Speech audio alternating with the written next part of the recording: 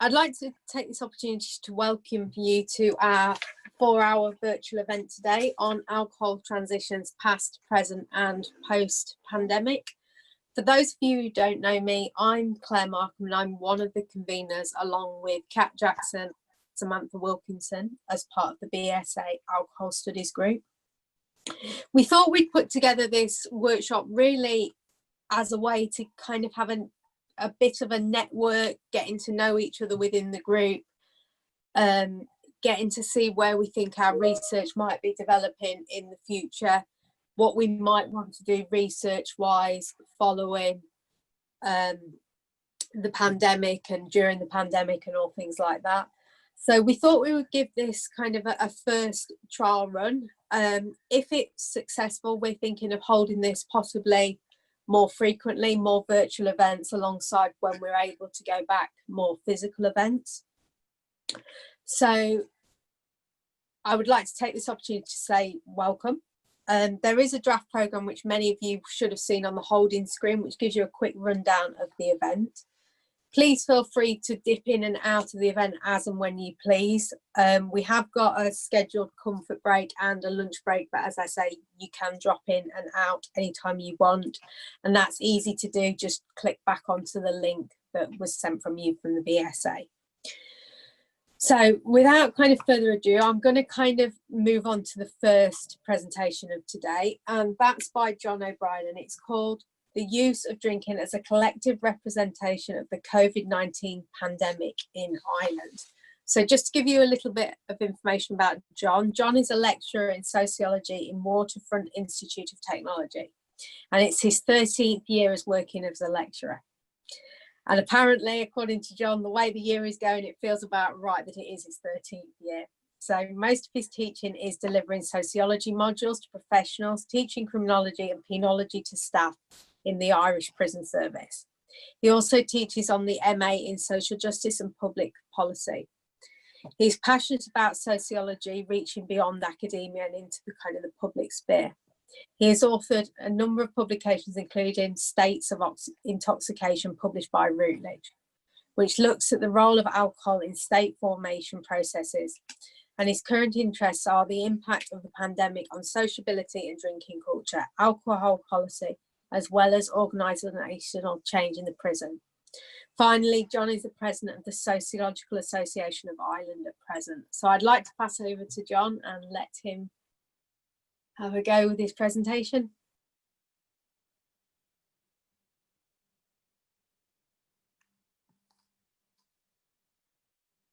John, you'll need to unmute. There you go. Oh, yeah. Yeah. There you go. I'm unmuted now.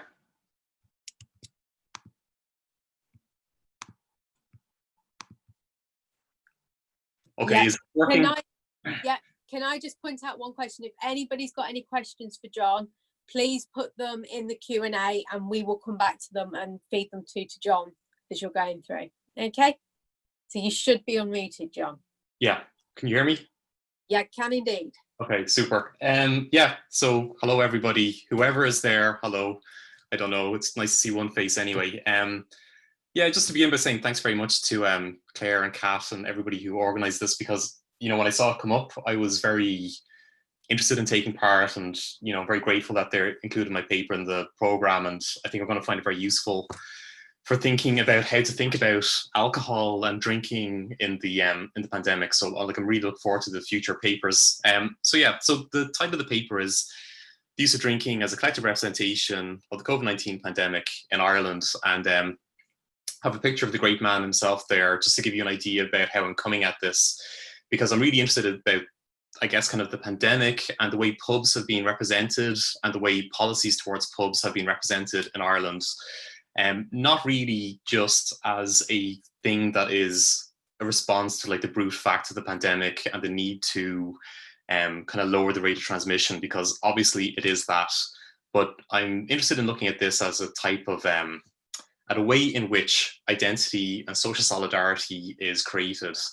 And I think this is an interesting process, because obviously when we look at the pandemic and how different countries have fared, it's countries that seem to have kind of higher levels of social solidarity, higher levels of trust, that have responded better to the pandemic. You know, things like just checking in on your neighbors, not hoarding, you know, following protocols, being personally responsible, all these kind of things. It seems to kind of come out of trust, and ultimately coming back to this kind of Durkheimian issue of like, how does this kind of get created in the first place? So the overall point about the paper is that pubs have been very, very important symbolically in the lockdown, and they've obviously borne the brunt of a lot of the restrictions that we've had to face, but also as a symbol, they've been extremely important as a way that I think our society has thought about itself and thought about kind of the moral demands that are made on people. So that's kind of the basic idea. And it's kind of like implicitly written against kind of the very dominant utilitarian ways that we generally think about alcohol, or that it's often discussed, you know, thinking about the conflict between the public health perspective versus, you know, neoliberal perspectives, which are kind of contrasting the benefits against the costs of alcohol, and that has a very kind of individualistic idea. So that's the basic idea about the paper. And when we're thinking about what the pandemic is, I mean, the pandemic, as I said, it's like a brute fact, but also it's a potential cultural trauma in terms of it being a huge loss of jobs, a disruption of local practices. I'm trying to understand it as being a cultural trauma as well, because in the sense of being kind of a globalizing force. Of course, the pandemic is a globalizing force itself. It's something that is also globalizing in the sense of like, I guess, kind of threatening to destroy local community practices and kind of boundaries to kind of local markets, because coming around the corner, I think, is going to be a huge market consolidation. So you have this kind of like cultural trauma based on globalization, and also kind of the literal costs of the pandemic. And when you have a cultural trauma, I think from a kind of neo-Durkheimian point of view, generally what you see is narrative responses to the trauma, because firstly, a cultural trauma is just senseless, meaningless suffering, and that has to be sealed off symbolically. But also in terms of the community being capable of pragmatically doing what needs to be done to face the threats that it has to articulate an identity, and it does this through generating narratives. And that's really what I'm interested in, this, the way that pubs in Ireland have been used as a way to construct the narrative, and to construct the narrative about what the moral order is in Ireland.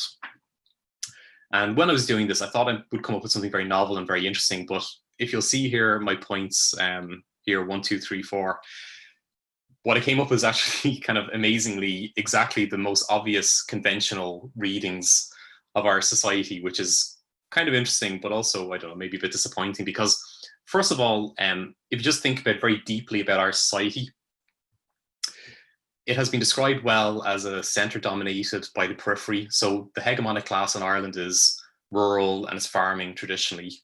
And what you see in the discourse emerging around pubs is this kind of idea about the rural, ordinary, small scale, individually owned pub as being kind of like a symbol of kind of the sacred heart of Ireland that is under threat by these kind of globalizing external forces of the pandemic and what it is carrying with it.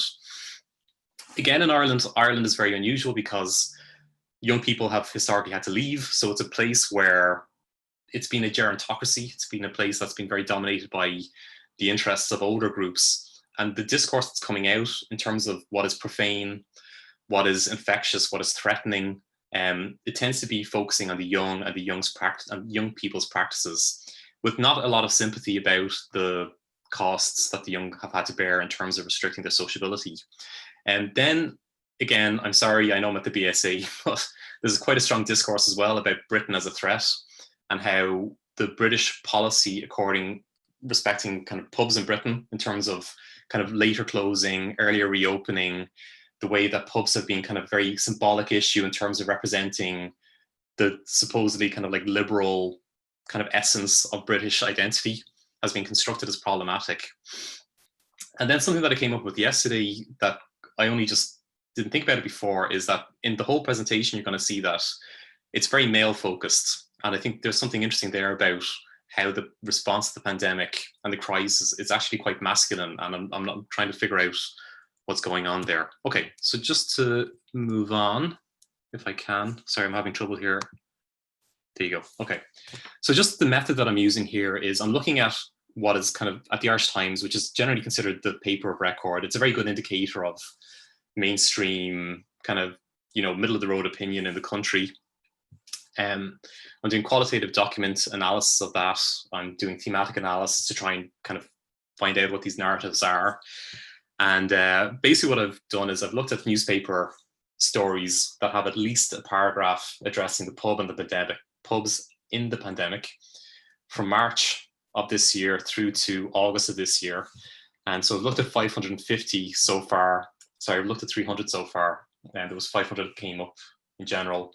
And this is going to have to keep going because it seemed like the pandemic, we were easing out of it, but it seems like we're going into the second wave now. So it seems like this story that I'm looking at is going to run and run. Okay, so this point I'm making, the overall point here is that pubs have been very important in constructing the moral order. And they have been very important as a way of thinking about Irishness, moral behavior, the boundaries of the community, what is sacred, what is profane, all of these things. And kind of ultimately, they've been very important as kind of a public drama or social performance, which is creating social solidarity and a notion of what the community is. Just want to hopefully very quickly give a bit of a backdrop to this, because this isn't an unusual thing. You know, why would pubs become symbolically so important? You know, you would say, okay, they are clearly symbolically important now because it's unusual that sociability has become so restricted, so we would focus on it so much. But it is interesting that pubs and alcohol and drinking have been very important actually in general in the last number of years for Ireland, Irish society thinking about itself. So, for example, in the latest government, a scandal about avoiding a drink driving checkpoint, a scandal called Golfgate, where a minister and a European commissioner attended a golf event involving a wine reception, resulted in a rake of resignations from the government, and really kind of it's been a focal point of thinking about the legitimacy of the current government. When we think about kind of like the major institutions in our society, the Irish police force has been going through a series of crises that has resulted in two heads resigning. And this all centers around the use of discretion in wiping away penalty points for drink driving, as well as a fabrication of breath testing data. And when we think about kind of like the major processes that are transforming our society, like the liberalization of our society, that is seen very much through, it's seen through alcohol as well. So for example, in the middle of the picture here is Hugh O'Neill, who is also known as Panty Bliss, who owns one of the iconic gay bars in Dublin. And he was the kind of informal spokesperson in the marriage equality referendum for gay marriage. When we think about the community decline, the decline of rural society, it's kind of the icons of that are closure of rural pubs, it's the smoking ban, it's drink driving. And when we think about the liberalization of our society again, it's the permission for pubs to open on Good Friday is symbolic of that. And when we think about transforming gender norms and kind of growing condemnation of I suppose, kind of gender violence, we have the Belfast rape trial, which really centered on kind of moral outrage over the extreme drinking and very uncivil behavior, kind of barbaric behavior, of a couple of Irish rugby players and their friends. And then in terms of the overall arc of our society, in terms of our decline from the Celtic Tiger into recession and austerity, again, key metaphors for that are alcohol. So you have the Fianna Fáil tent at the Galway races, which is a drinking session for the political class and developers and big business, which was kind of seen as kind of the capturing of economic policy by interest groups. And also you have Garglegate, which is when the Prime Minister in 2008 was interviewed on the radio, severely hungover or still drunk, which basically was the final straw that broke the legitimacy of the government. So it's not unusual that pubs have become symbolically so important. Now, it's drawing this kind of like long tradition of symbolizing the community and trying to re-establish solidarity through either what's good or kind of a scapegoating mechanism, using pub and drinking as a symbol for thinking through that. So yeah, so what we have at the moment over the last, I suppose, 6 months in our society is a moral drama with the pub at the center of that. So if we think about the crisis of the pandemic, if we think about the lockdown, if we think about the sacrifices that people have to make, and the way that this crisis is forcing kind of a conceptualization of who we are, what are our duties to each other, what are the threats, what are the sources of infection and pollution for the community. The pub has been very important for this. And the point I'm trying to make in this slide is that, again, we can look at the pandemic and the policies to try and limit transmission as being kind of highly rational, responding to a brute fact. But the point I'm making here is that I think it's really worth considering the extent to which they're also ceremonial, that they have kind of like a fuzzy rational basis.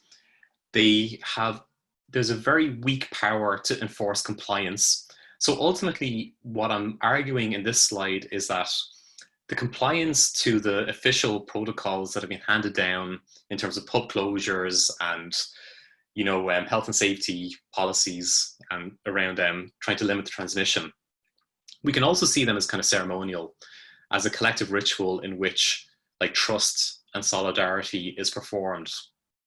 So just to give an example about that, pubs have been ordered to close and they still haven't fully reopened.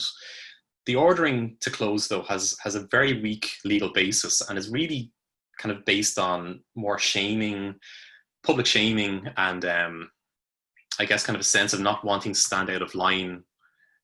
Because, for example, legally, the only stick that really exists is for licensing renewals that a publican has to be of good character, and it's been threatened that they won't be seen as being of good character if they open against the kind of official orders. So, I mean, of course, there's something there, but it really is based on trust. And again, you have kind of you have police campaign. There's a police campaign to visit all pubs, but again, it's really based on kind of shaming and kind of like very weak legal threats. You have people. There's a lot of loopholes, and people have skirted the boundaries of that. For example, this guy doing his delivery pint service, and again, it shows that compliance is really based on trust and a sense of duty and kind of reluctance of being shamed. Again, in terms of the policies, they seem to be kind of based not just on rationality, but also on cultural axioms. So, for example, like in the UK, off licenses were categorized as being essential businesses, which is kind of interesting when you think about what is essential and what isn't. If you think about the kind of unusual nature of Ireland, where pubs are still not reopened fully, this kind of really displays kind of a cultural ambivalence towards alcohol and drinking and what the pub is and what behavior in the pub is, where, it's not conceived of as being something that you can do in a sober and restrained fashion, which, isn't unreasonable. It really has this kind of expectation, this ambivalent kind of negative connotation, which seems to be driving the continued closures. And then in terms of kind of the regulations, they really seem to be based on kind of ethnomethods and kind of intersubjective understanding of what it is we're talking about when you look at what the terms are. Because, for example, restaurants are allowed to reopen, but then where are pubs restaurants that serve food, and ultimately they were defined as such, but then that was problematic because people would just go from pub to pub ordering meals, but then would people do the same in restaurants? And then the question was, what was a meal? And there was an attempt to define a meal as being something that was substantial, but then what is substantial? And then there was the question of how long is a meal? And that was defined as being 90 minutes initially, which is, how long is a meal, and then you can have the meal with a close friend. But then what's a close friend? Like, when do you kind of police that social cutoff between what is intimacy and what isn't? So ultimately, you can see a lot of these policies that they are practical responses to brute facts, where you have to limit social interaction and you have to enforce social distancing. But in terms of how it actually plays out, it's also interesting to see it as being kind of a social, as a collective ceremony, where that is resting on trust, on shared understandings, and also it's a type of a performance of collective trusts and collective solidarity. Okay, so then just kind of to try and move on quickly, because my timing is very bad. As I said, the pandemic is clearly like a potential cultural trauma, and the response to cultural traumas are generally the kind of creation of a narrative which acts as a theodicy, which puts meaning on the experience, which constructs the identity, and it constructs who is at the kind of top of the kind of hierarchy of identity and moral values, and who is at the bottom, who's polluting, who is sacred, who is profane, and so forth. And in terms of these narratives that are emerging, I have three narratives here. I think I mentioned gender before, but there's three dominant narratives. The first one is about the decent folks. Who are the good people? So pubs have generally been constructed as kind of like both heroes and victims. They are constructed as being kind of responsible, kind of like many of them closing voluntarily, pushing the government to kind of give an official order to close. They are kind of icons of the real economy as opposed to kind of the false global economy. So they're the real kind of like sacred core of community, but not all pubs. The real sacred pubs are ones with older clientele. They are traditional in terms of being long-standing, being multi-generational in ownership. They're status group oriented, which means that they're not based in kind of like mass market, kind of price point competition. They're focused on a particular lifestyle and kind of an older lifestyle. They are communal in the sense of kind of doing things that demonstrate their commitment to the kind of network of interdependencies that they're a part of. And ultimately, there's kind of a narrative here of death, that these represent real Ireland and that they are being threatened with kind of erasure by the globalizing force that the pandemic and what the pandemic is carrying with it represents. Again, these kind of like good pubs, they're very much able to draw on memory genres. So for example, they're able to draw on kind of going through past crises, being linked to kind of like sacred cultural things like the Gaelic Athletics Association and so on. Okay, there's been some cracks in this, but that's the dominant narrative. I probably have to kind of finish shortly, so I'm going to just give me 2 more minutes. The second narrative that comes out strongly is about the folk devils in this story. So you have kind of the pub closures and you've got the reopenings, and this really centers on youth. Youth, mixing, vibrancy, globalization. This is the negative pole. So for example, kind of vibrancy, mixing, youth, that's been good in the past because that's very much kind of the neoliberal policy towards alcohol, liberalization, create vibrancy in city centres, all that kind of stuff.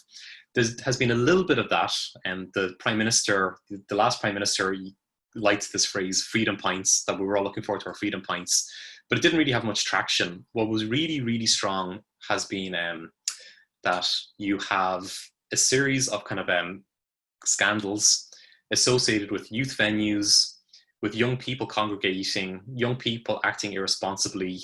You have Temple Bar is kind of like a tourist spot district in Dublin, and it's kind of about globalization and it's about mixing. That has been really at the center of the negative representations of irresponsible behavior. And in all of this, it's interesting that there isn't a huge amount of negative comments about there isn't a lot of sympathetic comment about the young, in terms of the young really relying on the gig economy, employment in the hospitality sector, having inadequate housing, having a very high rate of unemployment, and really suffering from kind of pub closures and the closure of the hospitality industry in general, and also the young being the big victims of the last economic crisis. And then just to wrap up, again, sorry, I know I'm at the BSA, so I'm going to become unpopular now, but 2 guys with great hair. There's something about men with great hair in contemporary politics. So yeah, there's also the third narrative, which is the danger from without. And the UK has been constructed negatively, largely because of how the Irish political class and their policy towards alcohol in pubs has been constructed as being kind of sober and sensible and based on, what needs to be done. Whereas in the UK, it's been, the UK has been represented as having a charismatization of politics, where the pub has become this icon of liberalism, an essentialist British identity, leading to policy which has been not sensible, which has been kind of like, on the one hand, kind of involving a bit of schadenfreude, where Ireland feels good in comparison, by the comparison it's attempting to make, but also in terms of sharing the border with Northern Ireland and Brexit and all that kind of stuff, and how there's kind of a spillover effect and so on. Finally, final point has been Wetherspoons has become kind of a story that has been running. Wetherspoons has kind of a lot of premises and sites in different Irish cities.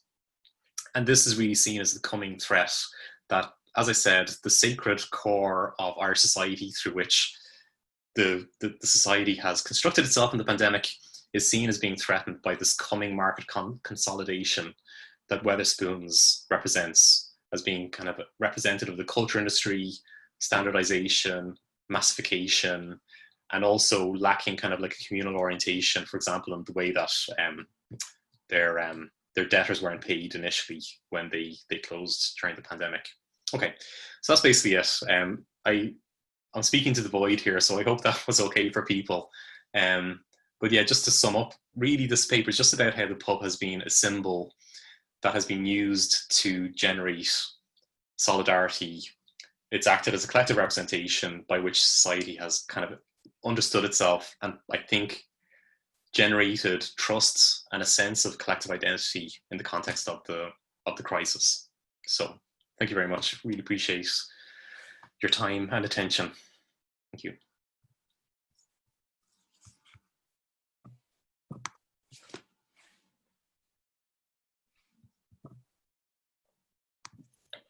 I don't know if anybody can hear me. Can people hear me? I can hear you. Right.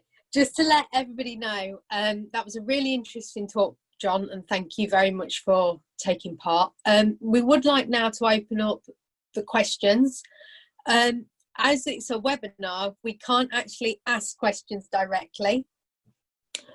But what we would like is if people would like to use the chat function, they can send them through. And John, you should be able to see the chat function if you go to the...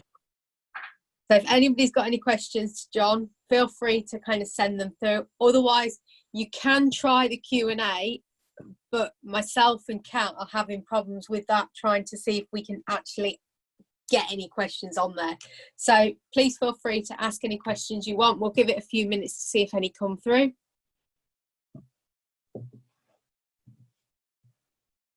I apologise for my negative comments about Boris Johnson and Wetherspoons.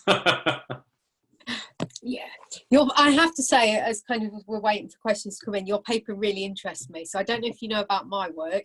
My work is on the rural pub and how communities perceive and experience it. So it was really interesting to see it from a kind of an Irish perspective and kind of the symbolicism that kind of goes with it. So I found that really, really interesting.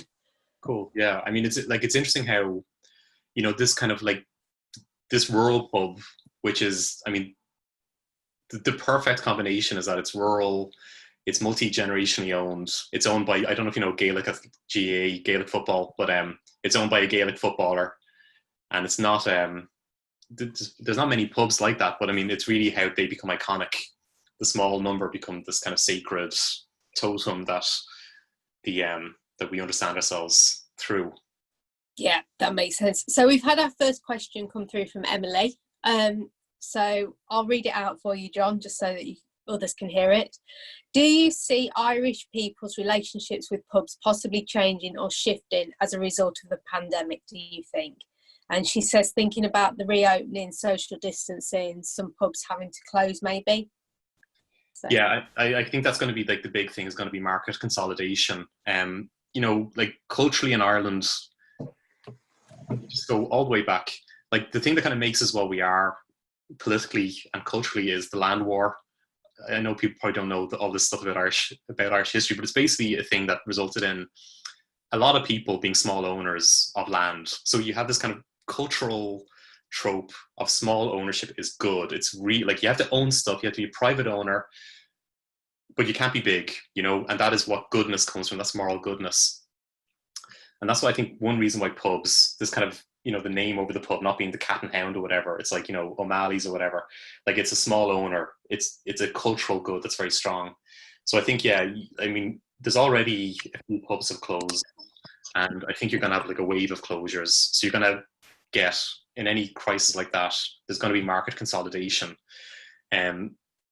Dublin, like the big cities, you would have kind of significant pubcos which may own like 10 pubs, but I mean, it's nothing like the UK market where you would have a pubco with like hundreds, I don't know if it might go into thousands, I don't know, of premises under single ownership. So yeah, I think that's going to be like the huge transformation that's going to happen. In terms of like I mean, it might reignite the pub. I mean, because the pub is in decline as everywhere. You know, it's a lot of closures of kind of small pubs. The number of licenses is closing is reducing all the time. And I mean, there really is this kind of like discourse of their sacred quality and kind of the je ne sais quoi of Irishness, like representing that. So perhaps people will return to it a bit and kind of rediscover what are supposedly the kind of the imagined essence of it, like the real pub. But I think the major thing is going to be market consolidation. And of course, like, I didn't really talk about the transformation of drinking practices, but I think it's probably what we're going to hear about later on in the day. I mean, it's like an individualization. I mean, what's happening in terms of consumption now, it's premiumization. It's people drinking at home. It's an individualization of consumption. People are drinking less, you know, a little bit less, but more of it is coming from off licenses. So yeah, I think basically, yeah, individualization, consolidization of the market, capitalism triumphant. I think that might be what comes out of it. I mean, just picking up on that point, it's kind of made me think of my own work, really. And I'm just thinking, do you think that within Ireland there might be, so one of the things that I'm seeing around where I live at the moment is actually, in some respects, a revival of the small independent non-pubco free houses, insofar as, because they've got the flexibility to do different things in the current climate, such as local delivery services, of beer, alcohol, non-spirits, the whole lot. Do you think that the smaller freeholds in Ireland might see a slight revival in that thing, or do you think that it will be the kind of the marketisation and the downward push? Because it's interesting around here that at the minute it's still kind of it's still got that novel feeling of having that community in supposedly within the rural idyll idea. Yeah. I mean, we're kind of in this like interregnum, a long interregnum, because, you know, like there's a big uptick now in Dublin, and we thought pubs were going to reopen. We thought, like, we call them wet pubs, like we thought they were about to reopen, but they're not. And yeah, you know, God knows when they're going to reopen now. So yeah, I mean, like before the pandemic, there is a bit of that with kind of pubs really kind of trading on craft beer and being distinctive and not being, you know, the Guinness and Heineken kind of like fare. But yeah, I'm not sure, because I'm really not sure how they're going to come out of the lockdown. Like, you've had, you know, the craft brewers themselves. I mean, there's been a huge explosion in them before the lockdown, and it was really kind of like a lot of creativity evident. A lot of them, I think, are going to struggle to come out of it. I think, I mean, there's so much stock had to be kind of like destroyed, and you know, like pubs now, they restocked, and that all initially, and then that was disappointed because they didn't reopen, and now they're not reopening again after restocking. And I think the average is like 20,000 that they spent each time they thought they were going to reopen. So it's a huge thing. I would like to think so, but I'm not sure, to be honest. Yeah. So just to let you know, we've had another question come in from Phil Mellows, and he's saying that Wetherspoons comes in for similar criticisms here, but it attracts predominantly older working class customers, people who may have lost their local pub. There's an element of snobbery in the attacks, and do you think that's also true in Ireland? Yeah, I mean, like I meant to say that as well in terms of gender, because like I was doing my slides yesterday, and oh god, there's only men in my slides, and I thought this is going to be problematic.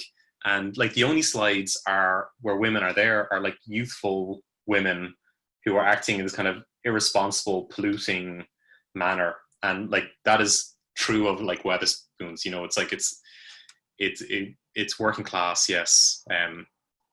I guess kind of, and because of that, it's outside of this kind of middle Ireland construction. And for sure there's snobbery on it. I mean, like the whole, you know, the craft market, the craft beer thing that was emerging in Ireland.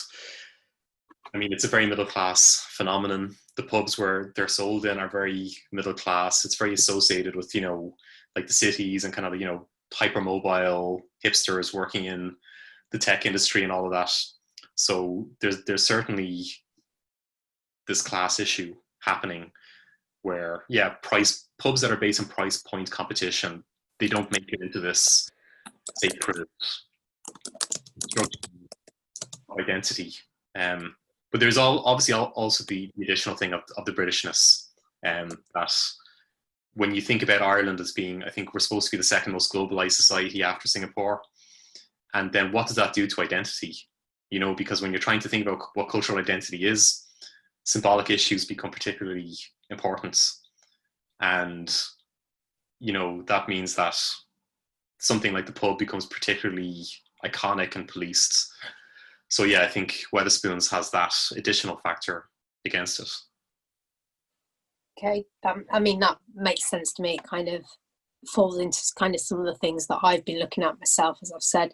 So just a quick one, I've just put a message on. Has anybody got any more questions for John? I'll give it a couple of minutes.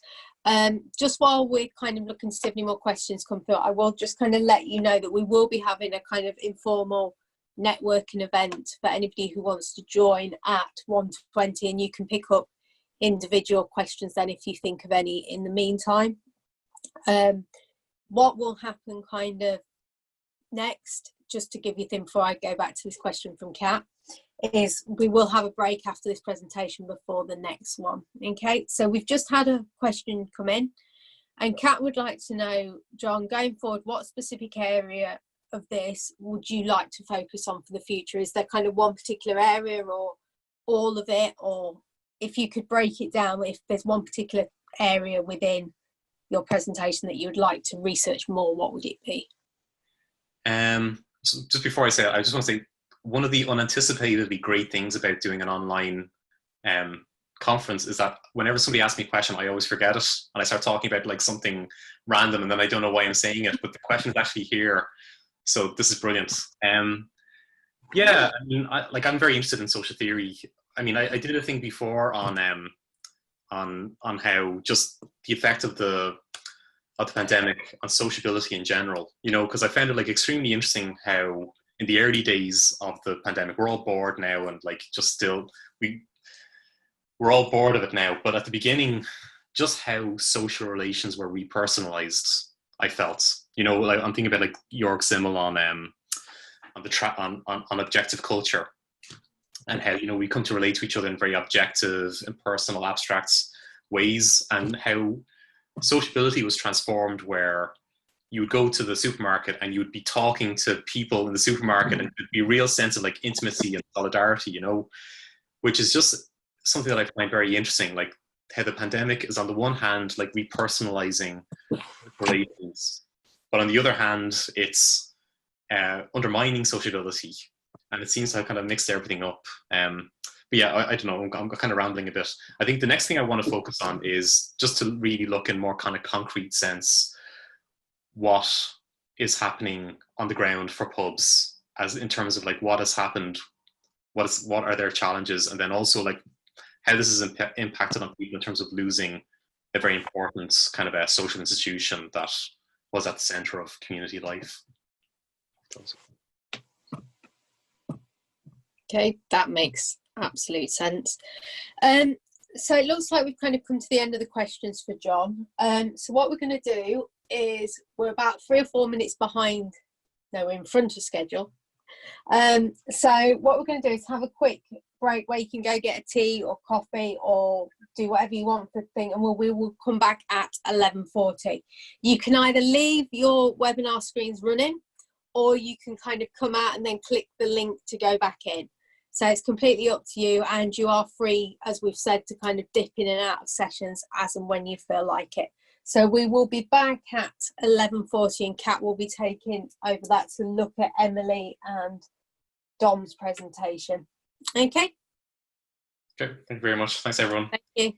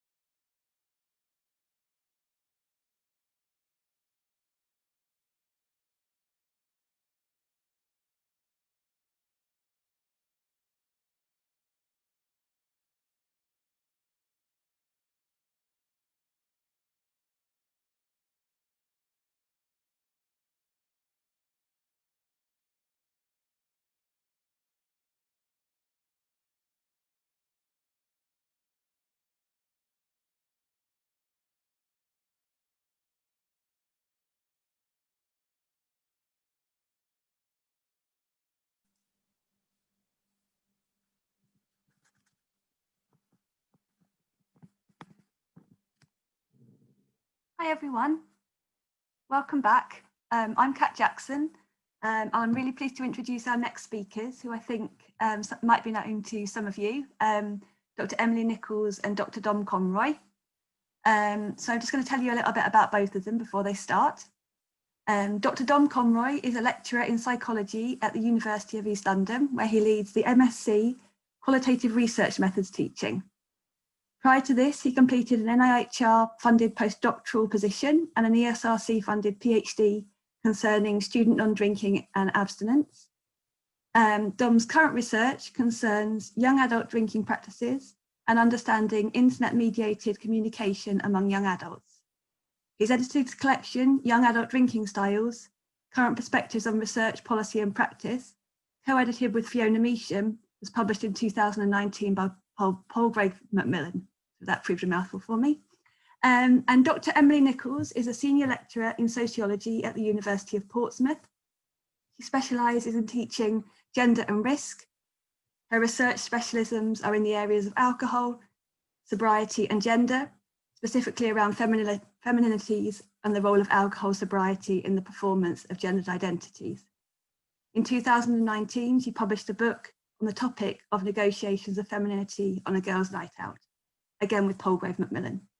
Her more current work explores the sobriety stories of recently sober women and experiences of drinking in lockdown, which I think we're going to hear a bit about now. So I'm just going to put their videos on. Oh, Claire, I think you're the host at the moment. Are you able to put Dom and Emily's mic on?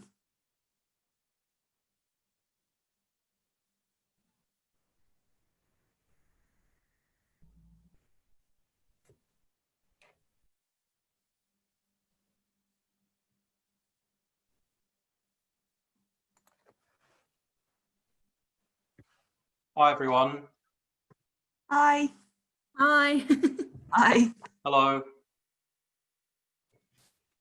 Are you okay to start and share your screen now? Yeah, let me go for that. Yes, we did.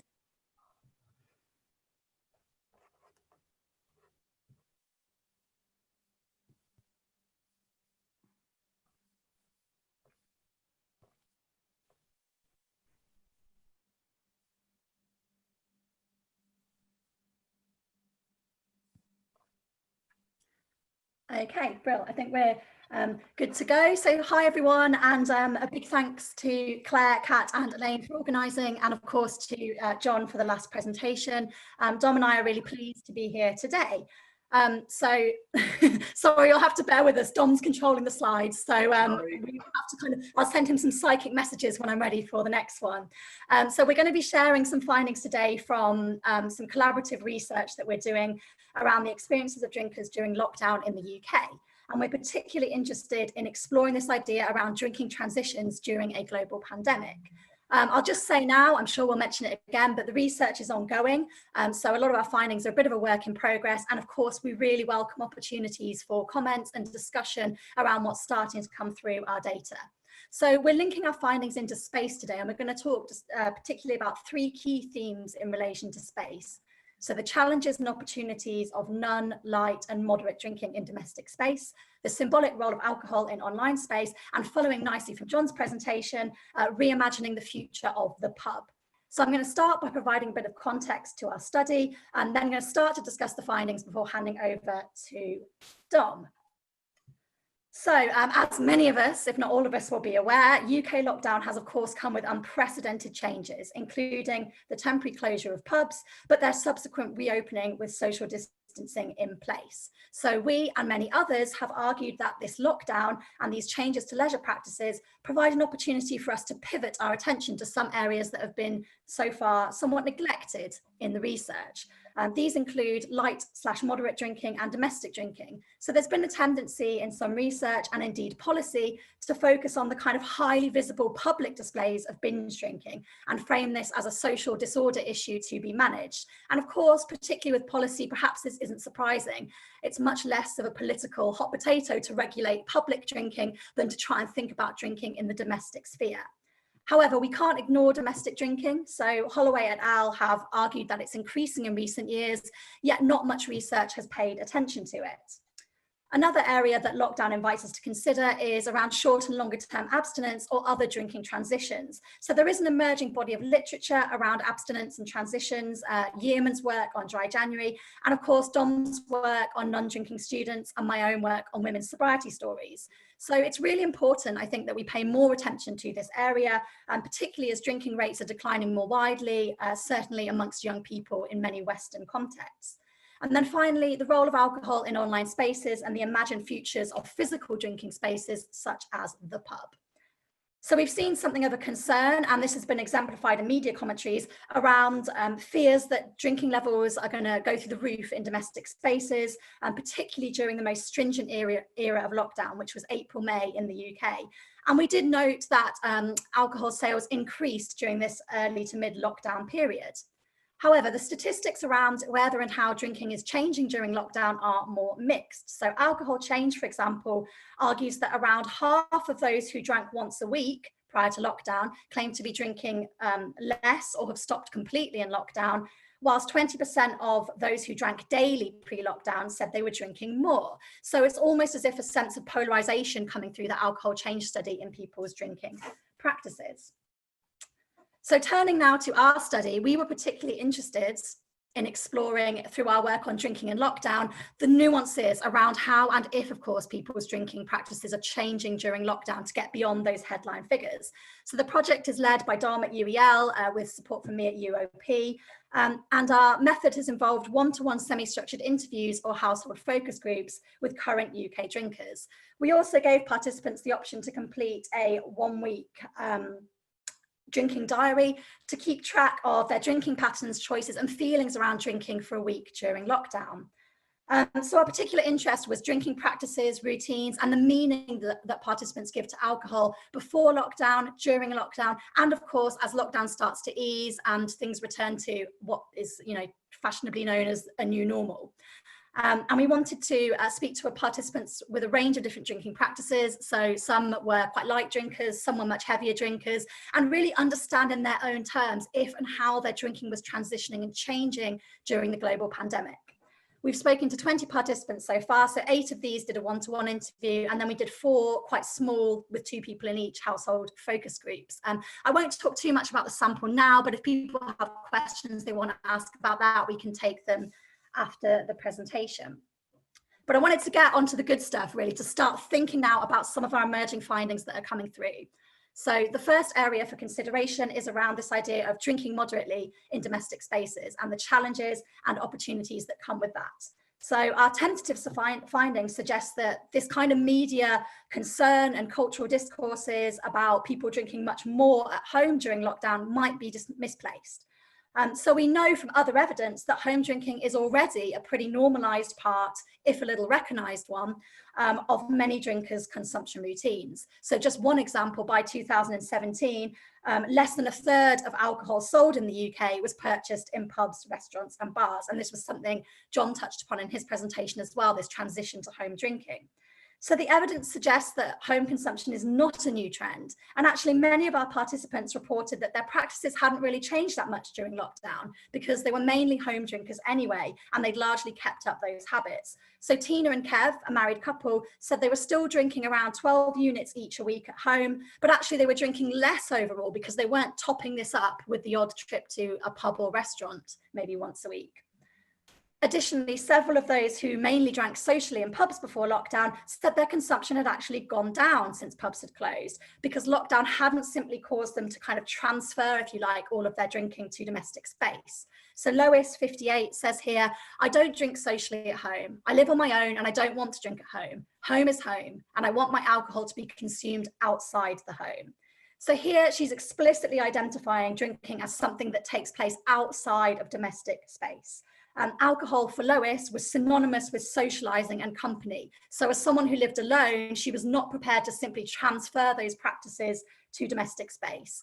Lois and others also feared that it could be more difficult to keep track of drinking at home, which alludes to the idea of the pub as a kind of regulatory influence that can in some ways constrain consumption practices and drunkenness. Other participants actually framed lockdown as an opportunity to completely reevaluate or reconfigure their relationship with alcohol. So Alison, 41, said she'd been thinking about the amount she was drinking and starting to question it before lockdown. And early in lockdown, she started drinking more.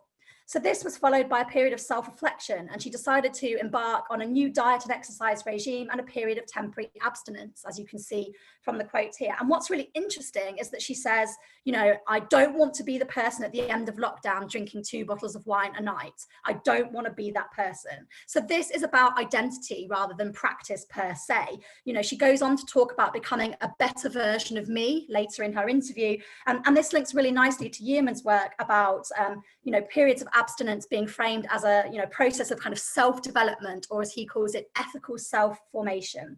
Another factor that was relevant for Alison and indeed other participants was the removal of the usual social cues and settings for drinking. So Alison talked about slipping into the pub without really thinking about it on her way home from work every day, or some days.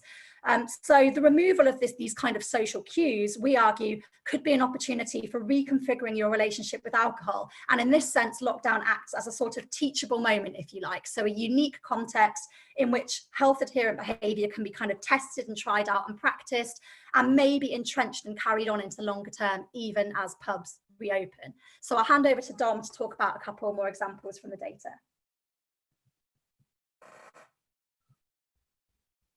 Okay, thanks very much, Em. Yeah, and so I mean, just to re-emphasize there, I mean, this is an exploratory study. We are, you know, like lots of other alcohol researchers, we're interested in using this is an opportunity to really talk about explore different phenomena linked to alcohol consumption, but thinking about domestic spaces, thinking about the implications for lockdown as a unique era, but also, you know, possibly something here to stay for a while, and seeing how drinking practices worked in that context. So we'll stick for a moment on that idea of drinking moderately in domestic spaces, because this was a good sort of chunk of our data.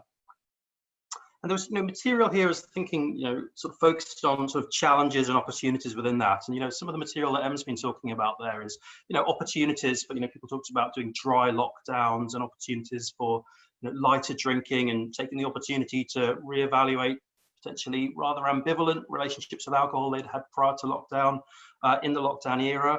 But there was, you know, it's a diffuse data set, so I'm still working through it and making sense of it. But I mean, there was some material that was suggesting that there were, you know, challenges around moderate drinking in this you know, sort of home-based sort of era of alcohol consumption.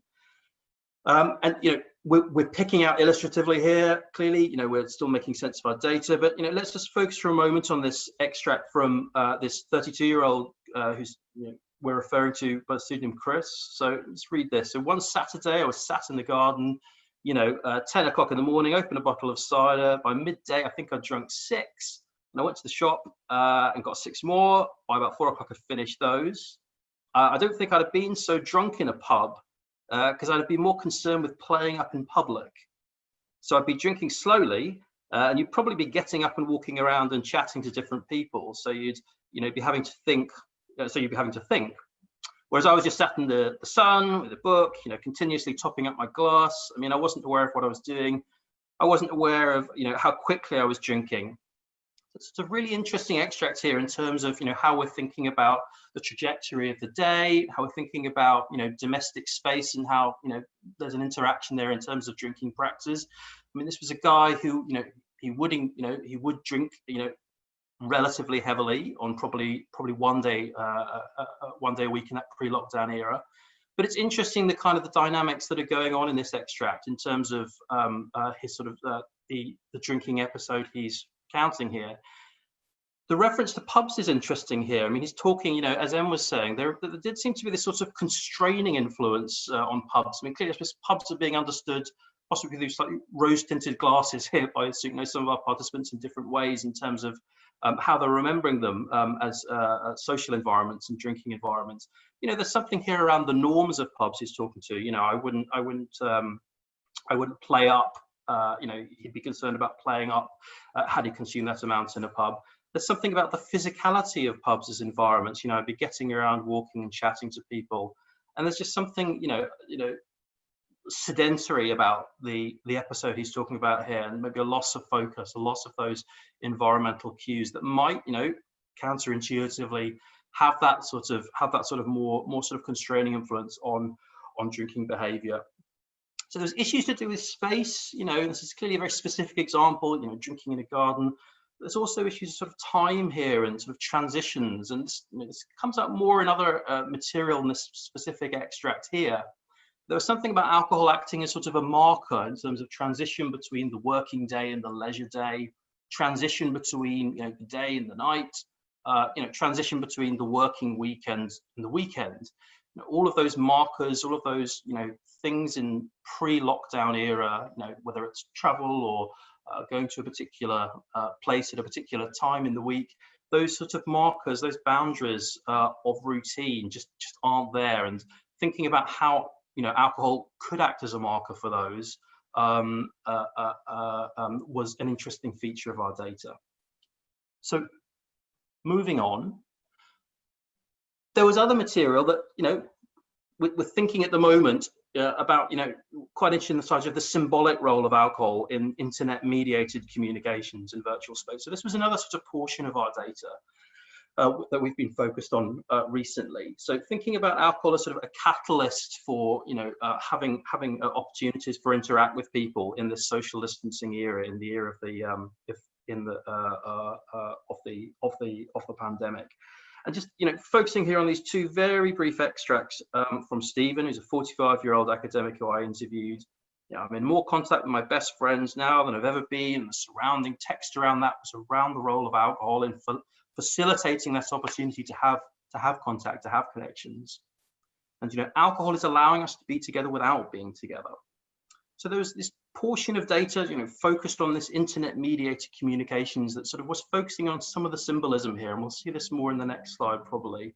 But, you know, something about, you know, moving from that, you know, completely unsatisfactory setup, being isolated, being away from the people you love and care about, to some extent for some people, towards, you know, thinking about alcohol as some sort of catalyst for togetherness, for being together. And, you know, there's different ways we can think about the role of alcohol there. You know, it's symbolic in some sense. There's a process there, you know, physiologically, alcohol removing inhibitions.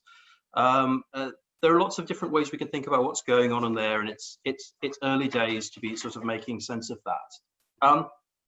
There's this other extract from Stephen, also sort of focusing on this idea of the symbolic role of alcohol in internet-mediated communications, which sort of was more sort of focused on this idea of virtual space and thinking about this idea of a virtual pub, you know, recreating this interactive environment where there are these opportunities for proximity and for intimacy in the absence of being able to do that face to face.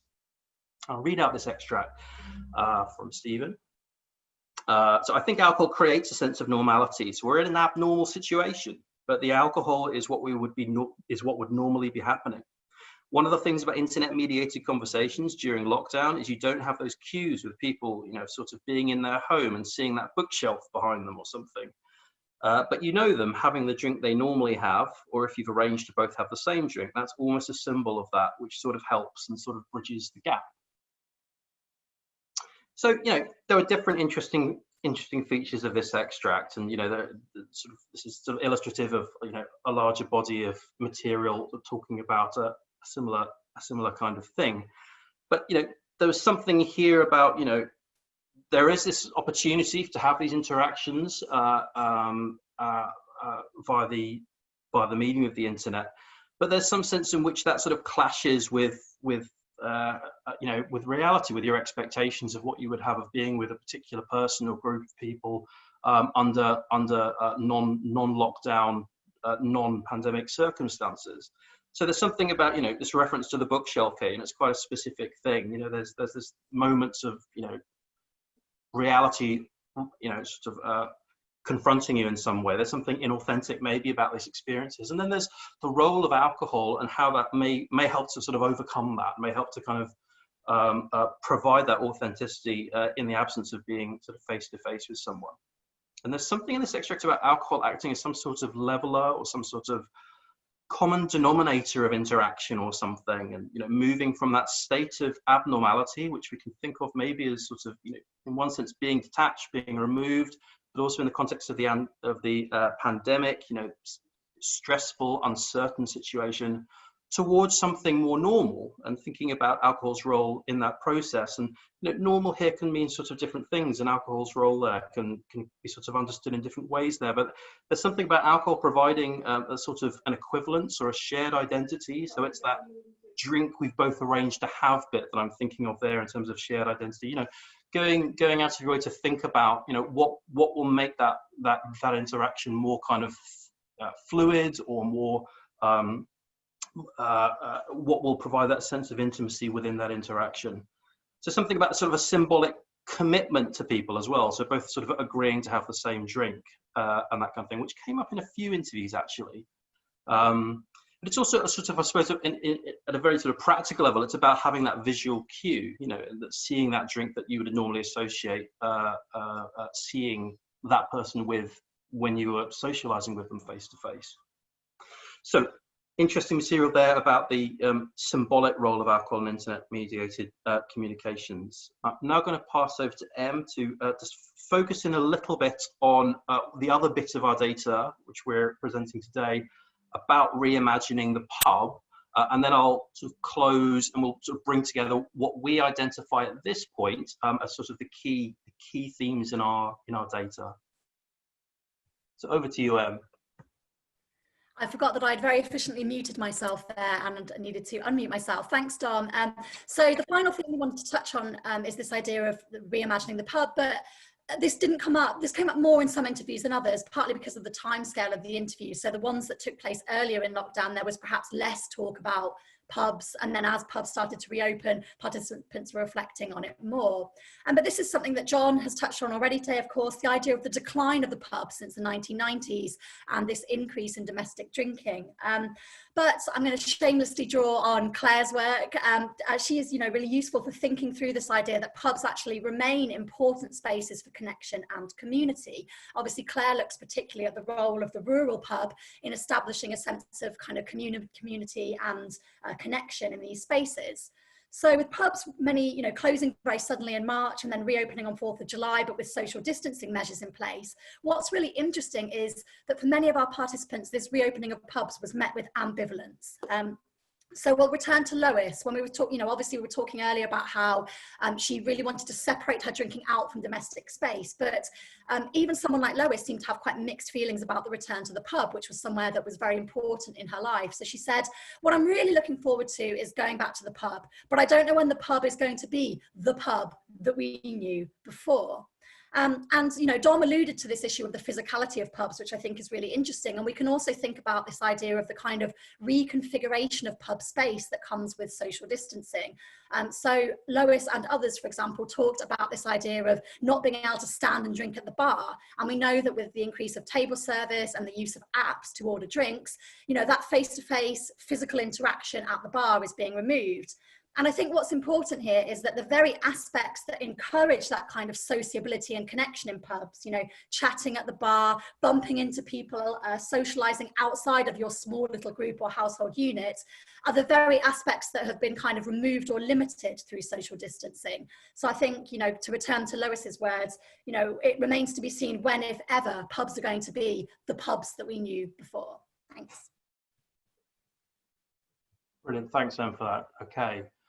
So really just drawing things together here, and we'll be really interested to hear sort of different comments and different points of feedback here. And this is a diffuse data set collected between, I think, something like early May and late August. So it's covering a very long period, and clearly pubs opening in the beginning of July. There are lots of key points that kind of interrupt the kinds of things that people were talking about. In terms of drinking during lockdown having a changing meaning during those few months. But the key issues that seem to be coming out, from our data to this point, that we've been particularly interested in our the things we've been writing in the last few weeks and months, are thinking about partly a new sort of policy emphasis on moderate drinking. So I guess to this point, the policy emphasis has very much been on sort of regulatory sort of activities around licensing laws, or around around how alcohol's marketed, or different factors there. But there seem to be different implications, and some of our participants even spoke about this quite explicitly, thinking about regulations around alcohol sales at home, or ordering alcohol online. So this would be one way in which alcohol policy in a regulatory sense might sort of face new sort of scrutiny in quite a useful way from a health promotion perspective, maybe. There's also, we could also think about drink-free spaces, and there have been lots of focus on this in the last decade, particularly on sort of, drink-free spaces on university campuses, in university student accommodation. Some of the interesting features of our data, as Em was talking about in her part of the presentation, is sort of thinking about, participants really having some very mixed feelings about drinking alcohol at home, particularly amongst those participants for whom that was, quite a sort of change of setup, who would always, really just drink socially beyond the home. So thinking about drink-free spaces within the home, or thinking about the home as a drink-free space, is something that we've been quite interested in thinking about, and the kind of implications that might have for a new kind of policy emphasis on moderate drinking. We're also interested in this idea of intimacy and connection across virtual space, and the role of alcohol there, and that sort of links back to the Stephen quotes there, the role of alcohol in internet-mediated communication. And I won't go over this in detail because Em covered this in her last slide, really, but thinking about the future of drinking in public spaces, specifically the pub, and clearly this links up with the kinds of things that John was talking about in his really interesting presentation right at the start of this event. Thinking about this, discourse around, the sacred quality of the pubs, thinking about how the pubs work beyond lockdown, but also how they align with home drinking, and how they align with internet-mediated, alcohol-mediated communications in home settings. How do pubs fit in with that? What's going to be the medium-term and longer-term sort of role of the pub? Both in kind of popular understanding, but also within the detail of specific sort of drinking trajectories among people. So that's something we're quite interested in the data. Thank you all very much for your attention. Thanks very much to Claire and Kat for giving us the opportunity to present here, and we'll be delighted to hear any responses to what we presented. Just a brief set of references for what we've presented here, and thank you, everyone. Thanks so much, both. That was really brilliant, and lots of questions already coming through. So I'm going to start asking them straight away. And I know we've said we'll have a lunch break at 12:15, but people might be willing to stay on just for a bit longer. So the first question that I saw come through was from Phil Mellows, and he's said, you present a complex account of drinking during lockdown that contrasts sharply with many mainstream media headlines, e.g. this morning's independent headline about alcohol consumption spiralling out of control on the basis of nil evidence. How do you think you can get more nuanced picture into the media, and how important are these headlines in influencing behaviour and policy? Just an easy one there to start with. You got any thoughts on that? I mean, I think the age-old challenge for academics, isn't it, that dilemma of getting your research out there into the public eye. I mean, we've published something for the conversation, which I think helps to kind of cross some of those boundaries between academic research and the public eye. I think it's also about working with relevant organisations. So, Alcohol Change have already done some work in this area. It's about tapping into those resources to kind of make these things visible. I think one thing I would say as well was that many of our participants, they didn't seem to be buying into this idea that everyone's drinking absolutely loads and I should be drinking absolutely loads. So I think, people look at those headlines with a pinch of salt, and some of them did comment, you see these extreme media headlines, but actually everyone I know is just not really drinking that differently. So certainly our participants were quite media savvy, and they were aware that, the things that sell newspapers are slightly more sensationalized. So hopefully there hasn't been, unwanted consequences where these kind of headlines have made people feel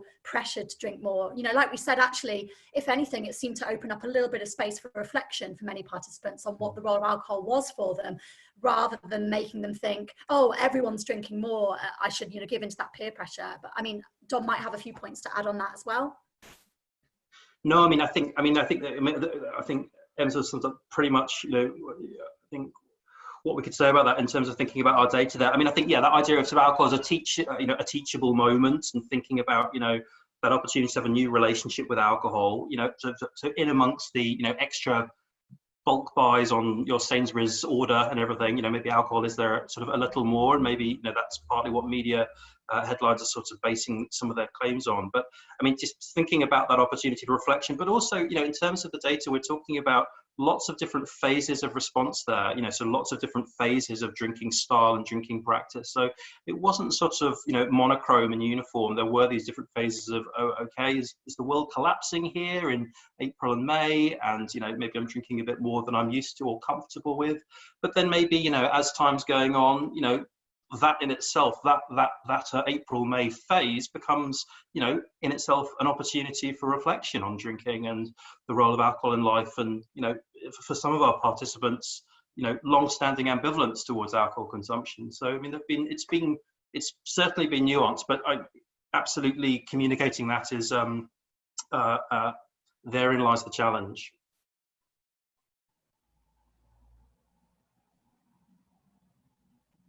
Oh, you're on mute, Kat. Sorry. Okay, so I've got another question from Fiona, which is more methods based, I think. So she's saying, this is a really interesting presentation. I've taken part in a virtual wine tasting, while Phil's taking part in a beer tasting after this. So it's just putting down. Definitely made a change from the Zoom quiz. I have a fairly dull question. What is your analysis? Are you doing a thematic analysis? But also on reimagining the pub, do you feel that these ideas are very much temporary, and what people will shift back to the pre-COVID drinking patterns? Do you want to start with that bit of the question? There's two questions there. I mean, sorry. No, I can talk about the analysis person.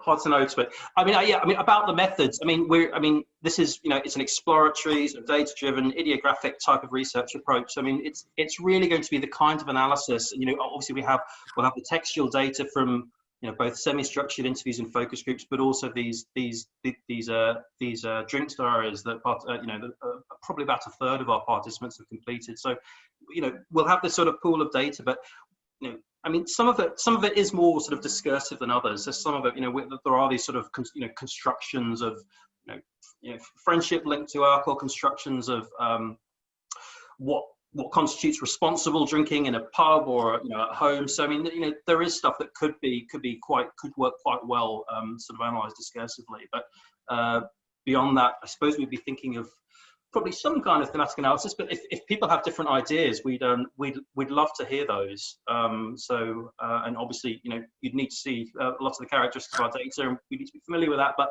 yeah, any ideas, sort of given the kinds of topics we've been talking about, we'd love to hear those. Yeah, absolutely. So maybe if I start with the second part of the question, so the idea of whether it's temporary. I mean, it's hard to say. I think particularly for our early interviews, there was so much uncertainty that participants found it quite hard to imagine what the future might look like. And particularly in early lockdown, when pubs were still closed, it was very hard to talk about a return to kind of drinking spaces. So, I mean, and then even for the later ones, as I alluded to, there was this kind of ambivalence and this uncertainty about returning to pubs. And we know obviously at the moment with the R rate increasing and with local lockdowns being announced, again, it's very difficult to imagine if/when pubs will return to any semblance of normality. So I think it's really difficult for us to say. I don't think in any of my interviews or focus groups there were many people saying, I just can't wait to go out back on the lash and go out clubbing and really let my hair down. It was much more of a sort of tentative suggestion of, well, it will be nice when I can go to the pub again. I mean, I don't know if any of Dom's participants talked more explicitly around when things are back to completely normal or not. No, I mean, I think, like you say, I mean, I think as the interviews went on and as we got sort of beyond that sort of April, May sort of time, I mean, I think it was clear that how things were going to unfold in terms of the pandemic and social distancing, were it's much harder to see some sort of clearly defined endpoint. So I mean, and this is one characteristic of the data, in fact, that people are sort of acclimatizing to this idea of, maybe having a reframed relationship with alcohol consumption, but alcohol consumption needing to fit into the home in some shape or form, but there then being this quite big response to, well, not sure how comfortable I feel about drinking at home, sure how comfortable I feel about always having alcohol in the fridge or whatever. So yeah, that really hard to unpick. And this is where a real systematic forensic look at the data set overall, seeing the wood for the trees, is going to be really important for us going forward. That's great, thank you. So I've got another question from John, and I think that relates partly to some of what you've just been speaking about, but he's asking, if there's been a transformation in virtual drinking, has there been a decline in it as the lockdown continued? Was it a fad at the beginning, or will it continue? Yeah, absolutely. I think in our later interviews, participants were like, I don't even know what I was doing at the start of lockdown, but it was like a quiz on Monday, a catch up with my in-laws on Tuesday.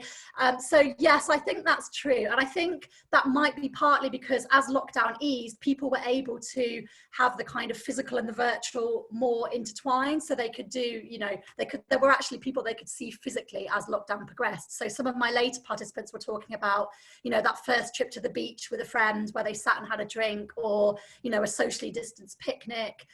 So I think part of the reason that those virtual drinking experiences have declined is because there's been less need for them as people are able to resume some more of their normal social interactions. But yeah, that certainly came through in my data and in my own experiences as well. I think, we all kind of felt that we were doing all this stuff online, and there definitely seemed to have been a decline in it. But it'll be really interesting to see if and when restrictions tighten again, if there's a return to the kind of Zoom quizzes or the Zoom arms, the virtual pub.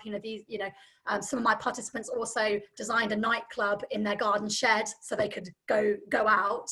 So it'll be really interesting to see if these things are picked up again, if and when things are, restrictions tighten, or if it really was just a fad that kind of happened the first time round. Mm-hmm. Great, thank you. I had a question about that actually. So you've talked quite a bit about sort of alcohol as being part of friendship or intimacy practices. And there's often quite a lot in the literature around alcohol playing more of a role in men needing to use alcohol in part of friendship making practices.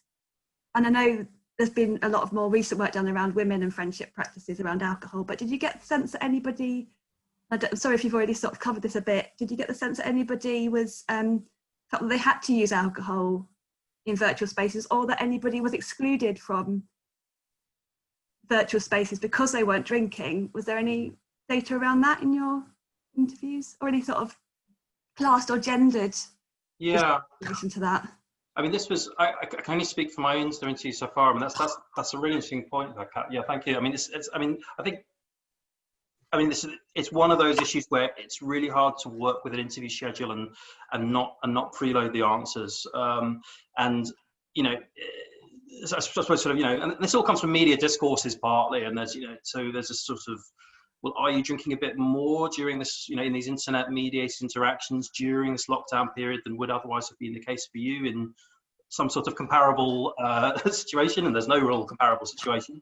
But I mean, if anything, from my interviews, people were sort of, talking about feeling okay about drinking less than they would do normally, and even sort of, I even had a conversation with one guy about, he would have just sort of one beer while his other friends were drinking lots, and he'd have said he'd been quite happy to, to have water in the can of lager or something.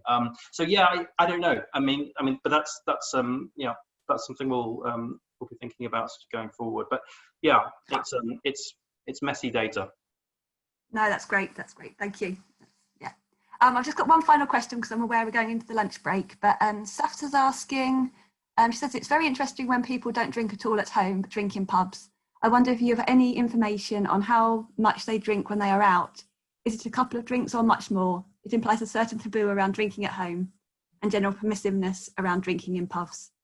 Oh, and there's 3 more questions. Yeah, but sorry, I think there's even some more questions that have on the questions, so we'll be happy to take any questions over lunch or in the networking. And you know, we're delighted that it's, you know, triggered so much discussion. I think that's a really good point. I think there was a taboo, a slight taboo around drinking at home, and particularly around drinking alone. And I also think, linking back to the previous question, that this could be gendered. So if we go back to the quote from Lois, I know I talked about it quite a bit, but there might be some ambivalence around consuming more at home in terms of, you know, a woman drinking alone in domestic space, and an awareness that there might be, you know, slight judgment. Drinking at home alone could be associated in some sense with kind of patterns of problem drinking, for example. So yeah, I think there was a certain taboo that some participants alluded to, although might not have talked about outright. And then in terms of how much they drank when they were out, I think that really varied. So some of my younger participants, particularly the ones who set up the club in their shed, would talk, you know, about binge drinking and about this really excessive, indulgent, fun nightlife experience that they would participate in, whereas others talked a bit about having a few drinks in the pub. So I think that was interesting about our data, was that we did speak to people with a range of drinking practices before lockdown. I don't know if Dom's got anything to add to that one. No, I mean, something we did record as we were going along, and we had sort of, you know, clearly this is, you know, not ideal in terms of, you know, the memory biases and social desirability biases and all these kinds of things. But I mean, we did have measures of, well, you know, how much were you typically drinking each week, you know, and how much typically in each occasion in that pre-pandemic phase and in the current pandemic phase. And as the interviews went on, you know, there were these different phases. So it sort of, you know, tended to get the sense of, well, how much were you typically drinking in that sort of early lockdown phase versus sort of now. So you know, we have that kind of self-report drinking data at that, you know, units per week, units per occasion type of level for all of our participants, which is great. Great, thank you. Are you okay to stay on just till 1:30 then? And because we've got more questions. Sure. That people want to leave and come back at 1:45 for Emma's presentation, but otherwise stay on for another sort of 8 minutes or so with a few more questions. Okay, so I've got a question from Laura, who's asking, thanks both for a really interesting presentation. Were the people concerned about drinking in the home parents? Can you speak to that, or again, gender differences? I think, yeah, I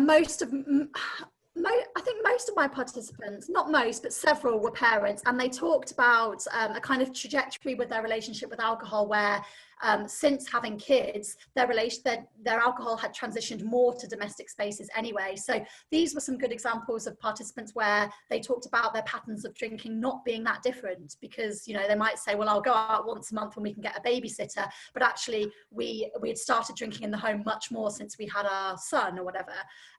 Another quite interesting example was a couple of people talking about using alcohol as a way to transition to the evening once they've got the kids to bed. So almost this idea of the kind of reward of the glass of wine after the, you know, childcare regime. And one participant also talked about, you know, the difficulties and the challenges of being furloughed at home with a young child, and this idea that the days were kind of blurring into one, that things were quite difficult. And actually there was no harm in having a couple of glasses of wine the night before. You might feel a little bit fuzzy the next day, but you didn't really have that much to do because every day was kind of the same. So I think there's definitely something interesting for us to think about, particularly around parenting and motherhood, and how the parents in our study talked about their relationships with alcohol. Great, thank you. Beth's got a question. So she's asking, where did you source your interviewees? And then she says, Emily's account chimes well with my own experience of lockdown, reduced opportunity to drink and reduced intake. However, many in my network, particularly older, were drinking at home much more often with lost responsibilities. I got together with my older adult, Beth works around older adults drinking. She said, I got together virtually with my older adult PPI group for a grant proposal on COVID and alcohol, and all non-dependent drinkers described how they were drinking more, which did actually surprise me. And also older adults in recovery from alcohol dependence discussed the massive increase in their old drinking buddies intake, which many instances of hospitalisation. I don't know, what was your sample age? Because you said that you didn't say about that, so you didn't have time. I think around, go Dom. No.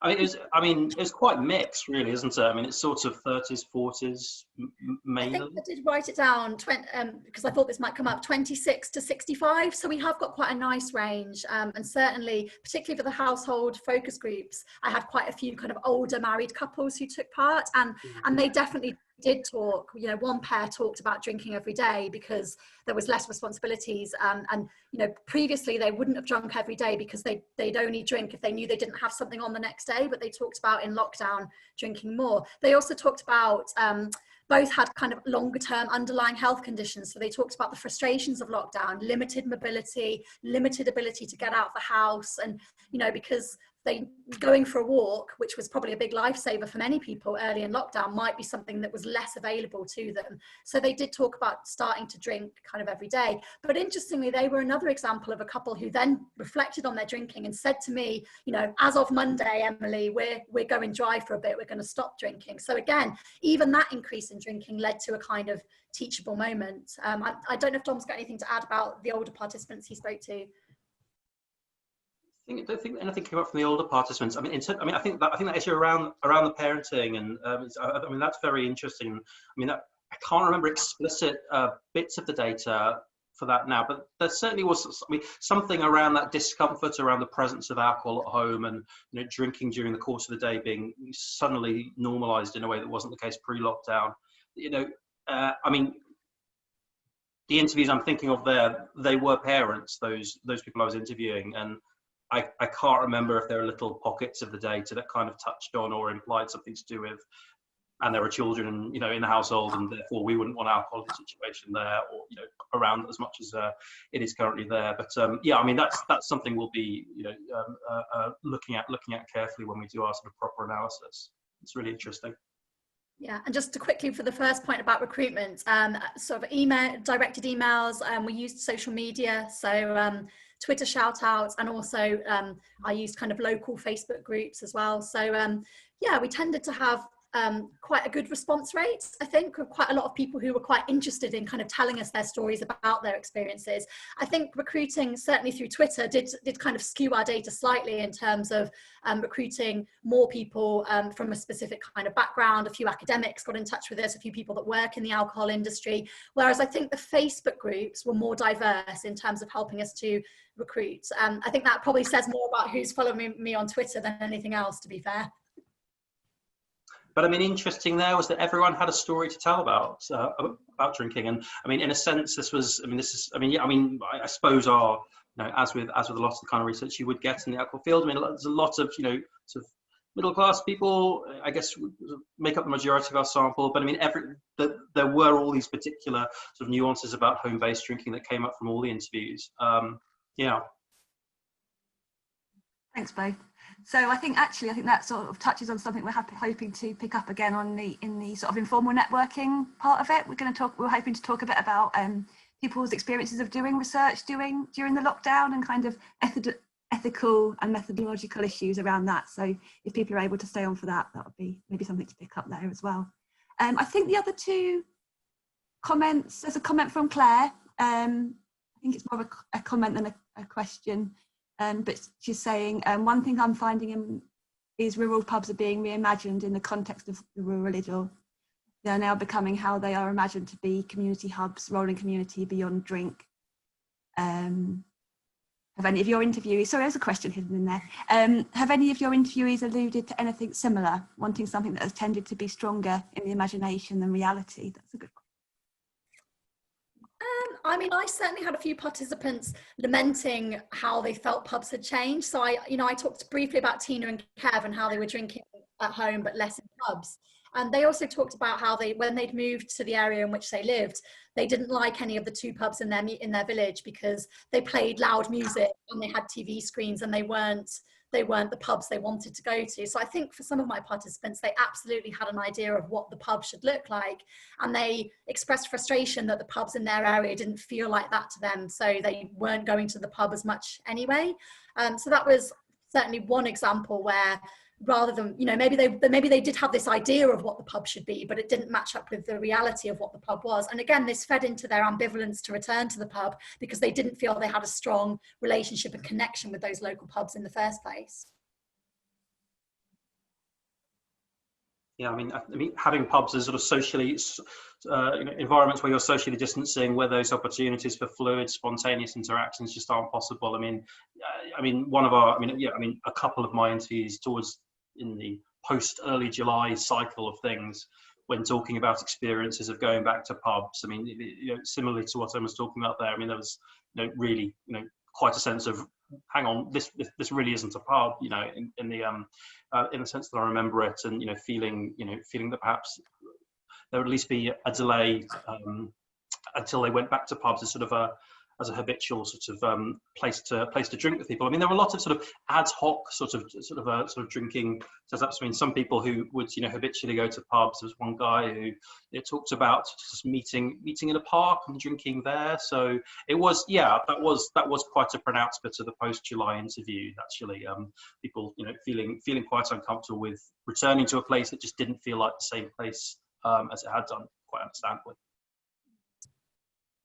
Thank you. And I think that the final was from Fiona, who's going back to a point you were talking about earlier around kind of age differences. I'd be really interested to understand the difference between patterns and themes emerging from your younger age groups versus older age groups. On that idea Emily mentioned of whether people are desperate to get back into spaces outside the home to drink. Also, as we come into winter months, I look forward to hearing more. My data so far suggests people have been drinking more, but still analysing. Also, maybe if Fiona's in the discussion, we can chat a bit about that then as well. That would be good. Absolutely. Is there anything else you want to say before we close for a short lunch break? Not from me, I don't think. Thank you everyone for your questions. Really appreciate it. Absolutely. Thanks so much for all the questions and feedback, everyone. Yeah, thanks everybody. So we'll see you back here at 2:45 for Emma's presentation. So maybe go again. Sorry. Emma's. See you then. Bye everyone. Thank you. Thank you. Bye.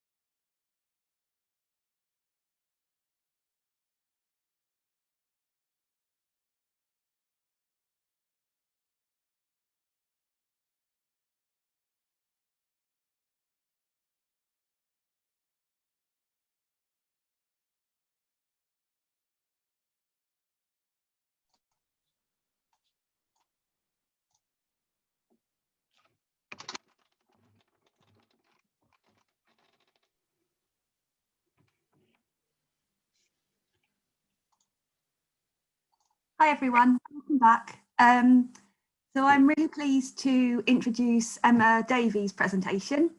Emma is going to tell us more about the, some collaborative findings from the Global Drug Survey. Emma is a senior lecturer in psychology at Oxford Brookes University. Her research expertise is in the fields of health psychology and public health, specifically exploring alcohol use behaviours. And she's had a particular focus on using behaviour change theories and developing interventions to improve health and well-being. Recent projects have explored the potential of using digital tools to reduce alcohol use in adolescents and young people. Emma is a member of the Global Drug Survey core research team with lead responsibility for the alcohol section of the survey. She is also interested in exploring the meanings attached to drinking and non-drinking practices and experiences within different groups. So Emma's actually pre-recorded her presentation for us, but she's also here, obviously, as you can see, and available to take questions afterwards. So Emma's going to play a presentation for us, and then it'd be great to have lots of discussion afterwards. So, thank you very much, Kat. So this is kind of a new experience for me. I pre-recorded this because I thought I might not be able to come along because it's Freshers Week, but now it appears that I'm going to press play on my own video. So, you know, this is lockdown, isn't it? And pandemic, we are trying new things. So what I'll do is I'll be sharing my screen and sharing my video and muting myself and playing my computer sound. And what I would appreciate is if somebody, perhaps Kat, could just drop me a line to say it's working okay. And if it doesn't work okay, then obviously I am here, so I could actually present it. But here we go. So yeah, we'll give that a go. So I'm going to share my video. Before I do that, I need to share the computer sound, and then I need to mute myself. I don't know if someone can mute me. I can mute myself. So somebody, Kat, could you just wave at me and tell me this is working or not? And I'm going to press play now, and hopefully you'll stop me if you're just looking at a picture of my face.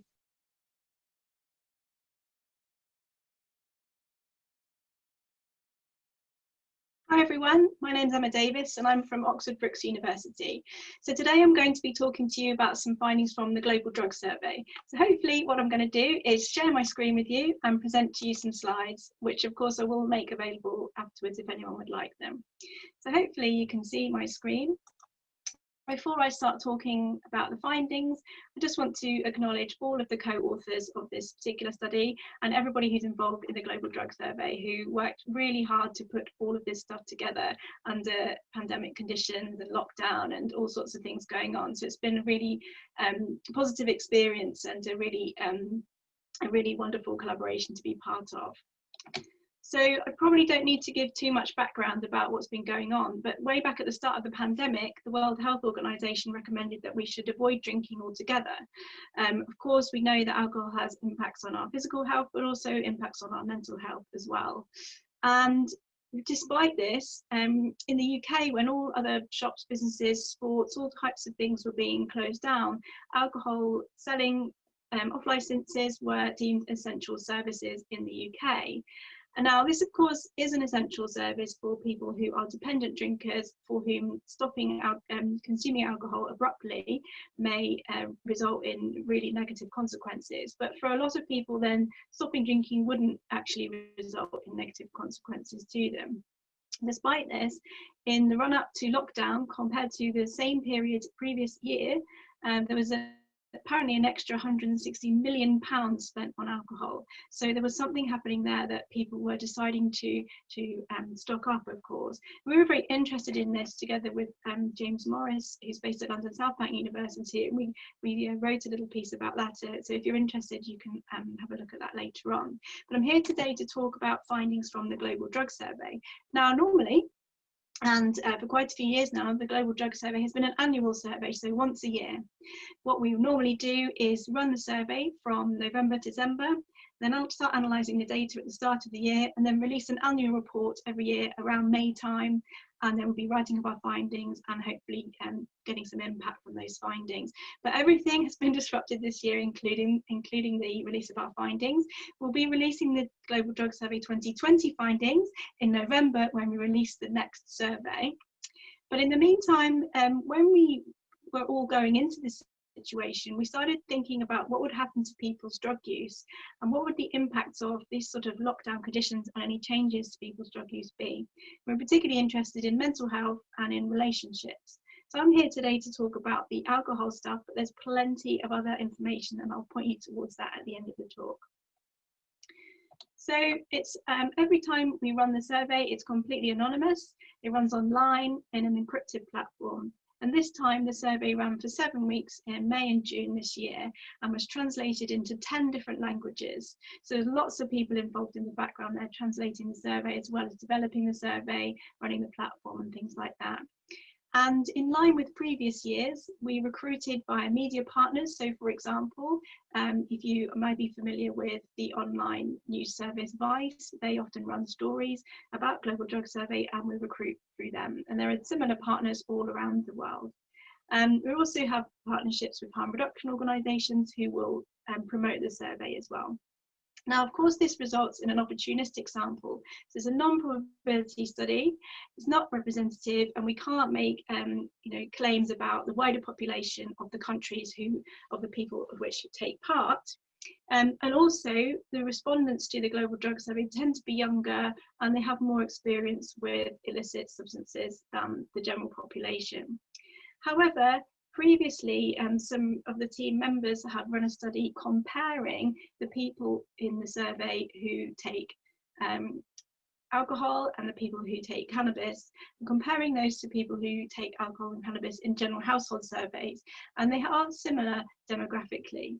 But what you do get from Global Drug Survey is the opportunity to sometimes have a look at unseen populations and spot trends in emerging drug use.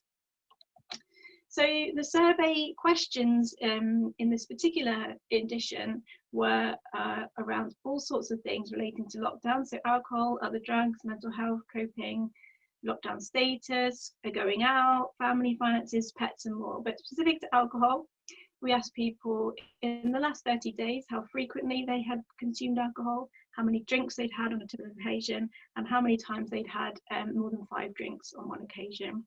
And then we asked them, compared to February before the lockdown, whether these things had changed. And if they had changed, we asked for the reasons why they changed and what were the impacts of those changes. So now moving on to talk about this sample. So after cleaning the data and after looking at complete responses, we ended up with a global sample of 55,811 people, and this is from countries where there were more than 1,000 participants other than the United States, which we've included, but there is only around 700. There's lots more information about the numbers of people in each country who took part, which I'll point you towards, but it's worth pointing out that, for example, in line with the usual things that we get in usual years, there's around 25,000 German respondents. We do get quite a high proportion of people from Germany who choose to complete the survey. And there are 2,136 respondents from the UK. These people were 82% white, 23% were living with children at the time they completed the survey. As you can see here, we have gender breakdown, only a very small proportion of trans and non-binary people, and we have a third of people who are aged 25 to 34. So in the rest of the talk, I'm going to be comparing in some slides the UK with the global sample, but I'm mainly going to be talking about the global sample here. If you'd like more information, I can put you towards where you can get that from at the end. But one of the key questions in the survey is to ask people if they've ever been diagnosed with a mental health or developmental condition, and I'll show you which conditions are included in a minute. And this slide compares the global sample with the UK, and as you can see, 48% of the UK people said that they had. Now, we also included the Kessler-6, which is a validated measure to assess severe mental illness. And these purple bar in this particular graph show the number of proportion, of people who actually got a score that would indicate they were suffering from a severe mental illness in the past 30 days. And you can see that that's also higher in the United Kingdom.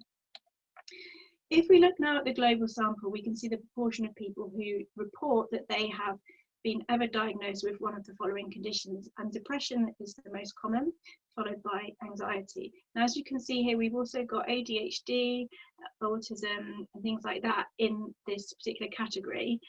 So when I'm talking about mental health, I'm talking about mental health or developmental conditions at the moment, and we're just doing some analysis to look at those separately. So this particular slide is for the global. Keep an eye on the proportion of people who report that they suffer from depression or anxiety as I move to the next slide, which looks at the UK sample. As you can see, it's a greater proportion of the UK sample report that they've ever had these particular conditions. So moving on now, I'm going to just quickly present to you some information here about whether or not people have started drinking earlier in the day, just for interest. So if we look at the UK sample, which is this particular slide, if we look at the grey bar at the top, that indicates everybody. And it looks at 44% said they were drinking earlier in the day before lockdown. And as we know, a lot of people were working from home or furloughed or had lost their jobs. So maybe they were drinking earlier in the day for those reasons. So that's very interesting to have a look at. But alongside that, we've got a further graph at the bottom there, which looks at people, whether people answering the question, would they like to drink less in the next 30 days, which we always ask in every global drug survey. And usually around a third of people say they would like to drink less in the next 30 days. And this particular case in the UK, we've got 46% of people, and then you can also see that broken down by different gender groups as well. Compared to the global sample, 30% of respondents said they were drinking earlier in the day, so a lot more people in the UK were drinking earlier in the day. Now this slide looks at changes in drinking, so we asked people then to compare their drinking to the February before the lockdown. And as you can see here, we've got changes in drinking amount and changes in the frequency of drinking. And the green areas of the graph show where people have increased. And this is for the global sample. So we can see that 43% had changed the frequency of drinking. So they were drinking on a greater number of days. And 36% had been drinking more when they were drinking. It's also worth pointing out that there was a big portion of people who said there was no changes. Now if we look at composite changes in alcohol use, so this is people who reported any change at all. So that would be in any change in frequency, any change in the number of drinks, or any change in the number of binge occasions. And what we've done here is we've displayed the data comparing people who report having a mental health condition or a neurodevelopmental condition compared to those who haven't. And what we can see is, in terms of the decrease, that's pretty similar. So about a third of people say they've decreased their drinking. But if we look at the increase, then we can see that there are differences in the people with mental health conditions there. So 42% had increased their drinking compared to 35% of people without. Now there is a few people who made some increases and some decreases, so maybe they were drinking more frequently but weren't drinking as much. And that is something that we need to look into in more detail. Now, in terms of why people said they'd increase their drinking, well, overall, 42% they had more time to drink or were more bored. And for some people, they were drinking more because they were spending more time with their household, so their partner or family. But it is worth pointing out that just around over a third of people said they were drinking more, but it wasn't a big deal to them. It wasn't something that they were worried about. I'm going to show you another graph on this slide. So this is comparing all of the reasons that we gave to people, the options in the survey for their increased drinking, and comparing those groups of people again. So looking at everybody and then those people who reported having a mental health condition compared to those who didn't. Now, in terms of the time, I can see that's pretty similar. But for our respondents who reported that they did have the mental health condition, then 47% were saying they're drinking because they were more bored compared to 36% without. Another key trend to have a look at on this particular graph is around the people who reported feeling more lonely, more anxious as well. There's another interesting thing that people also say that they're drinking more as a reward for coping with what's going on, and there are differences there between the people with and without mental health conditions too. Now, this is the graph just very quickly to look at the UK again, and in the UK the rating for boredom is actually quite a lot higher. But it's also key to note that the rating for being more depressed, more lonely and more anxious is also higher in our UK respondents, particularly those with a mental health condition. Now, of course, many people did decrease their drinking, and that's really important to note. When we look at the news and the reporting of particularly our data, it's all about people's increases in drinking. But actually, lots of people were drinking a lot less. And some main reason for that is just not having access to people or places where they would usually drink. 43%, so they just didn't like drinking at home without their friends, and a third say just didn't feel like it in a kind of global pandemic situation, didn't feel right to them for some reason. But if we look at these reasons again, when we compare people with and without mental health conditions, actually there are fewer differences here. There are some differences, but they're quite small. So taking people having less access to settings where they would usually drink, they are quite similar, although the people without mental health condition are suggesting that that's a more important reason for them. But also, again, we have people who say this decrease is slight and it hadn't made an impact on them at all. Small number of people were using time to get healthy. Perhaps that was an opportunity to stop drinking, and maybe being out of social situations was something that helped that. But there's less of a difference there, and there's much less of a difference between the UK sample and the global sample, although those differences need to be explored, and the analysis is still ongoing. Now, what about the impacts of changes in drinking? Because yeah, changes may happen, but you know, maybe that they're not having any impact on people. So it's important to have a look and see what people say about the impacts. So in terms of drinking more, so everybody who indicated that their drinking had changed and they were drinking more in frequency, number of drinks, or binge drinking were asked to rate the reasons why. And they had finances, mental health, physical health, pleasure, enjoyment, relationships, or work or study. So I think another key thing here is that for many people, there were no impacts on these things. So that's the yellow in the middle of the graph.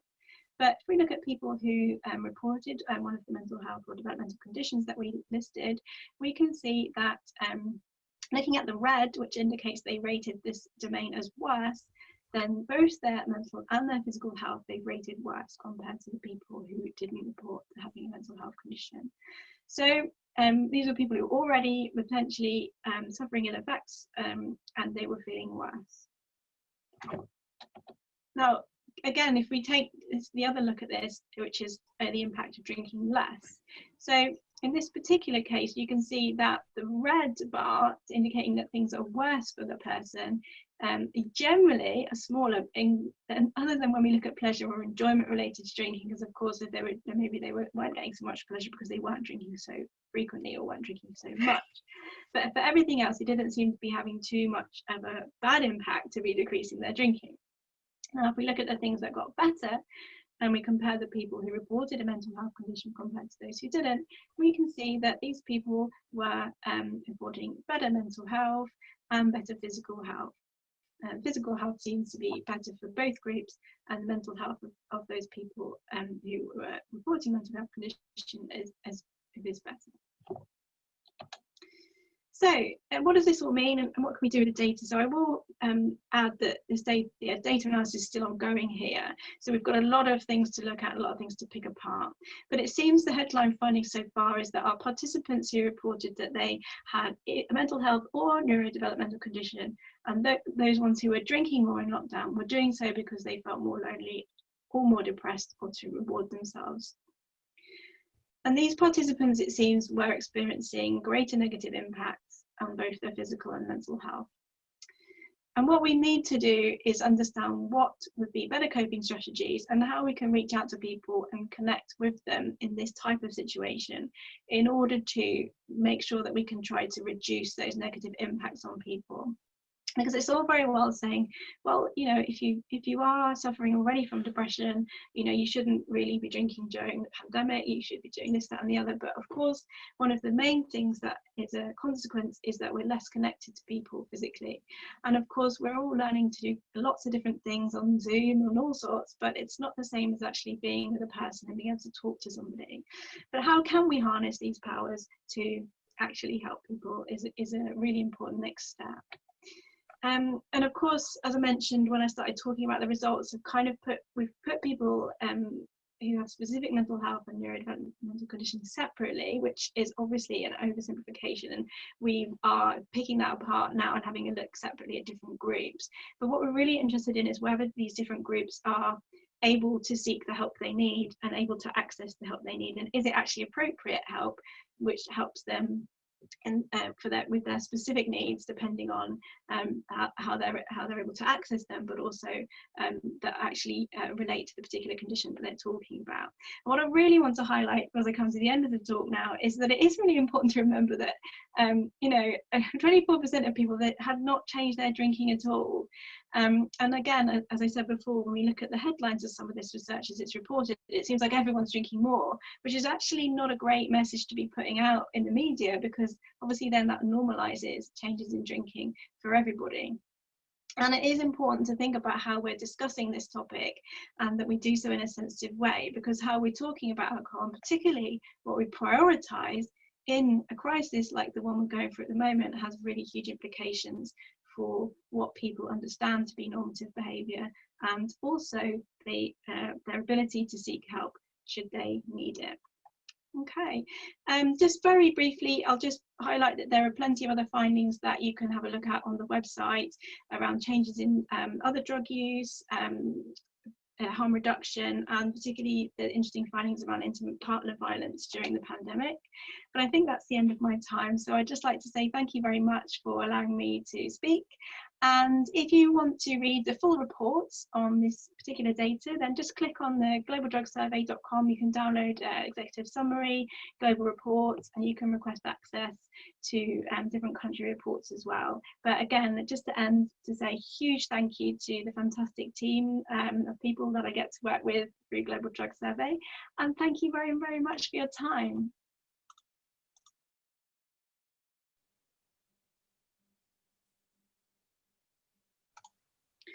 So that was weird. Brilliant. Thanks so much, Emma. That was really, thank you for the time recording that for us as well.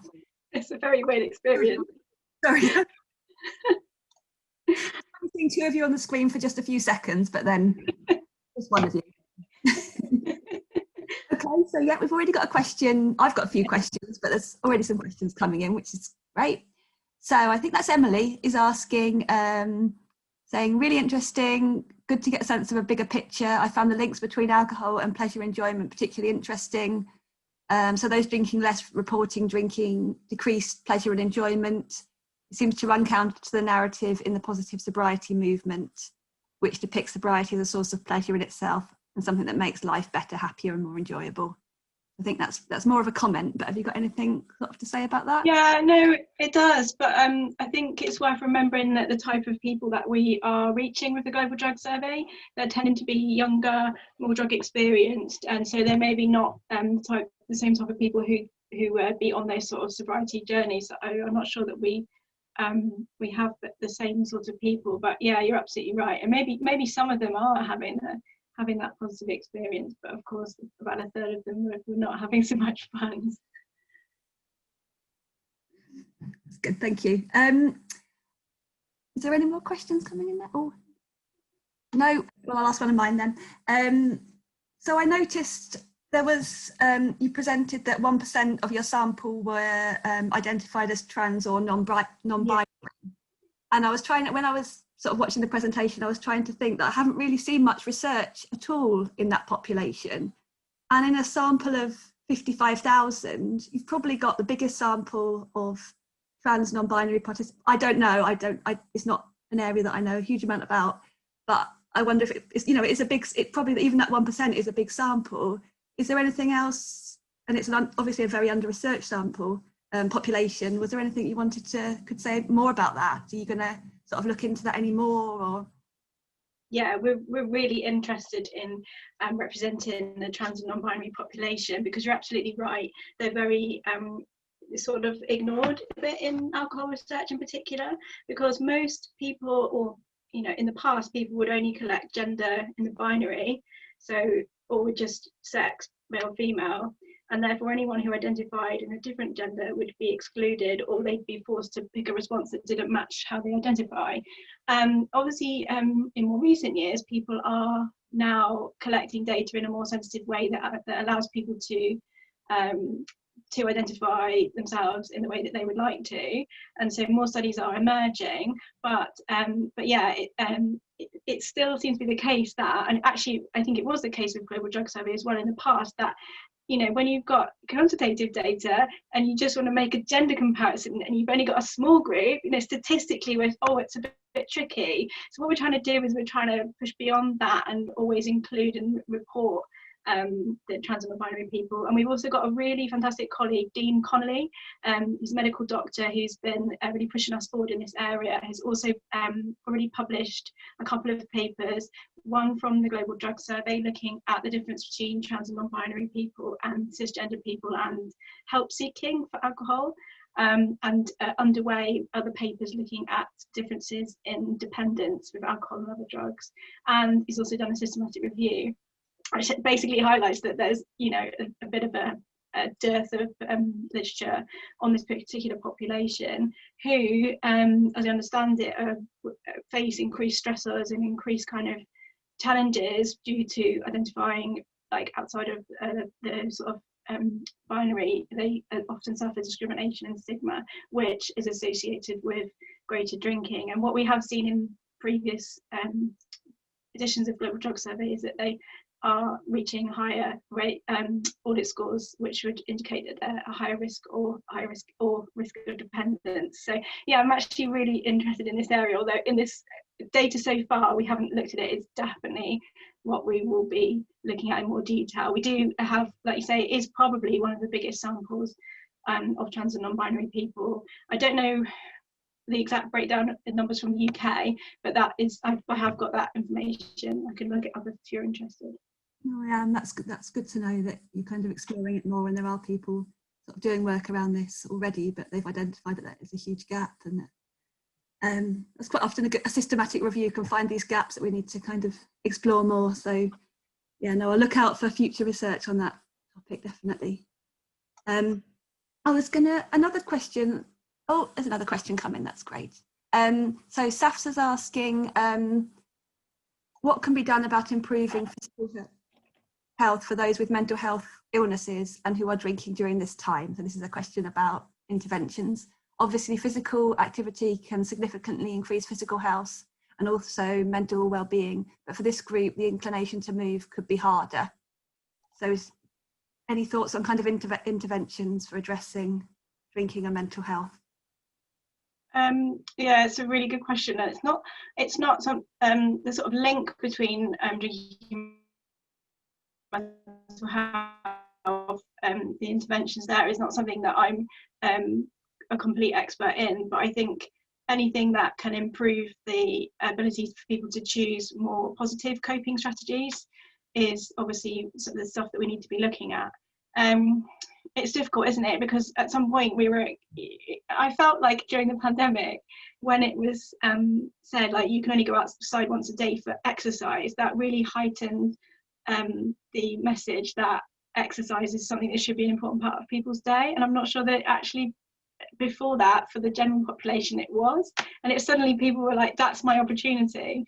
And for many people were reporting, of course, that was the really important part of their day, the one time that you were allowed out.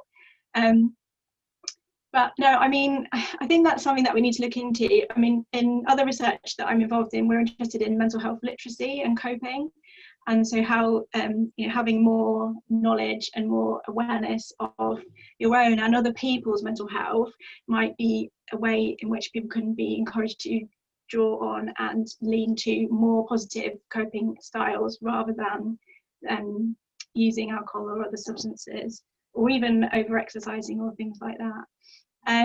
But yeah, I think there's a lot that I don't know about that topic, but I think it's absolutely fascinating, and it's a really, really good question. So thank you. Yeah, kind of related to that, I'd been thinking about kind of, I think all the presentations have touched on this kind of normalisation of heavy drinking in the media during the pandemic and the lockdown. And kind of as a mother of relatively young children, I was just constantly getting kind of memes around people drinking a lot. And I find it really uncomfortable, because on the one hand, I realise that for some people that's a really difficult kind of dynamic.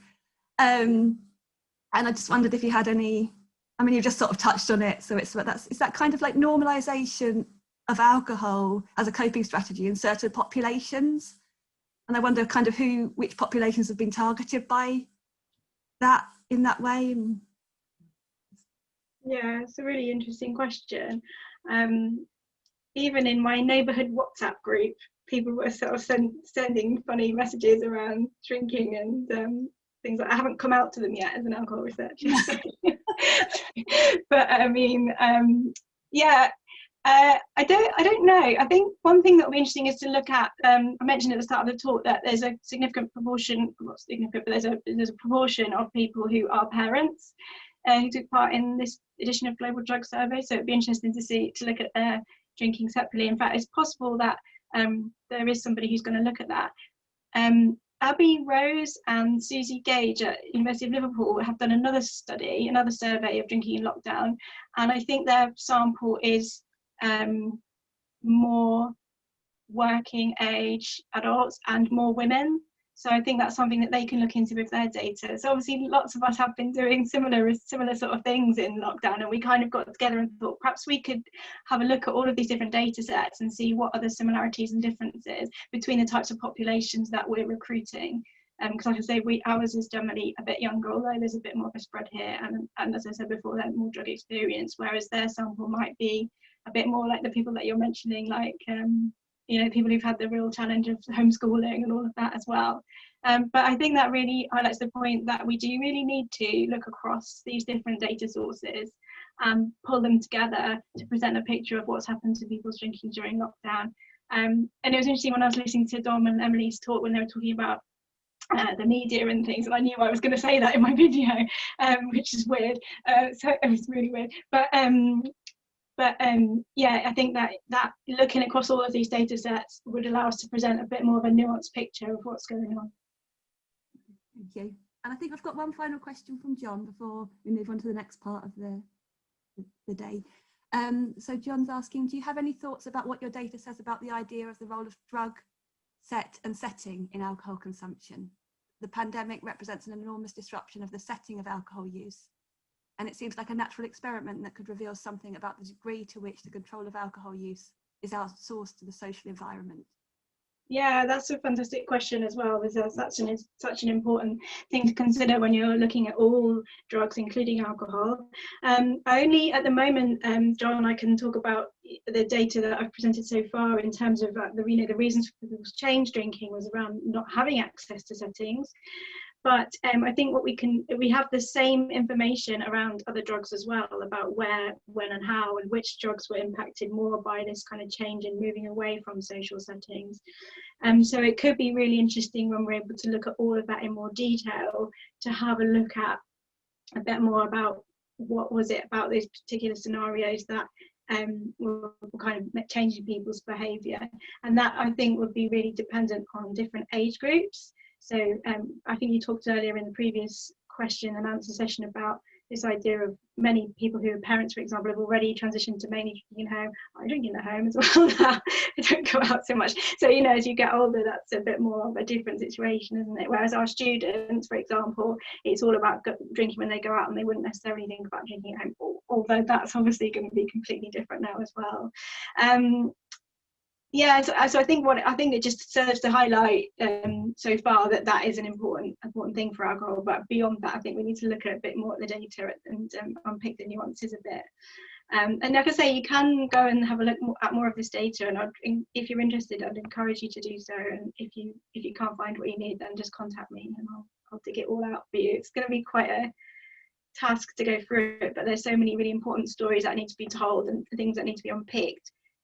In order to make recommendations and to develop the types of interventions that we know will be needed, particularly when we're looking at people who may be more vulnerable in terms of their mental health or other things like that.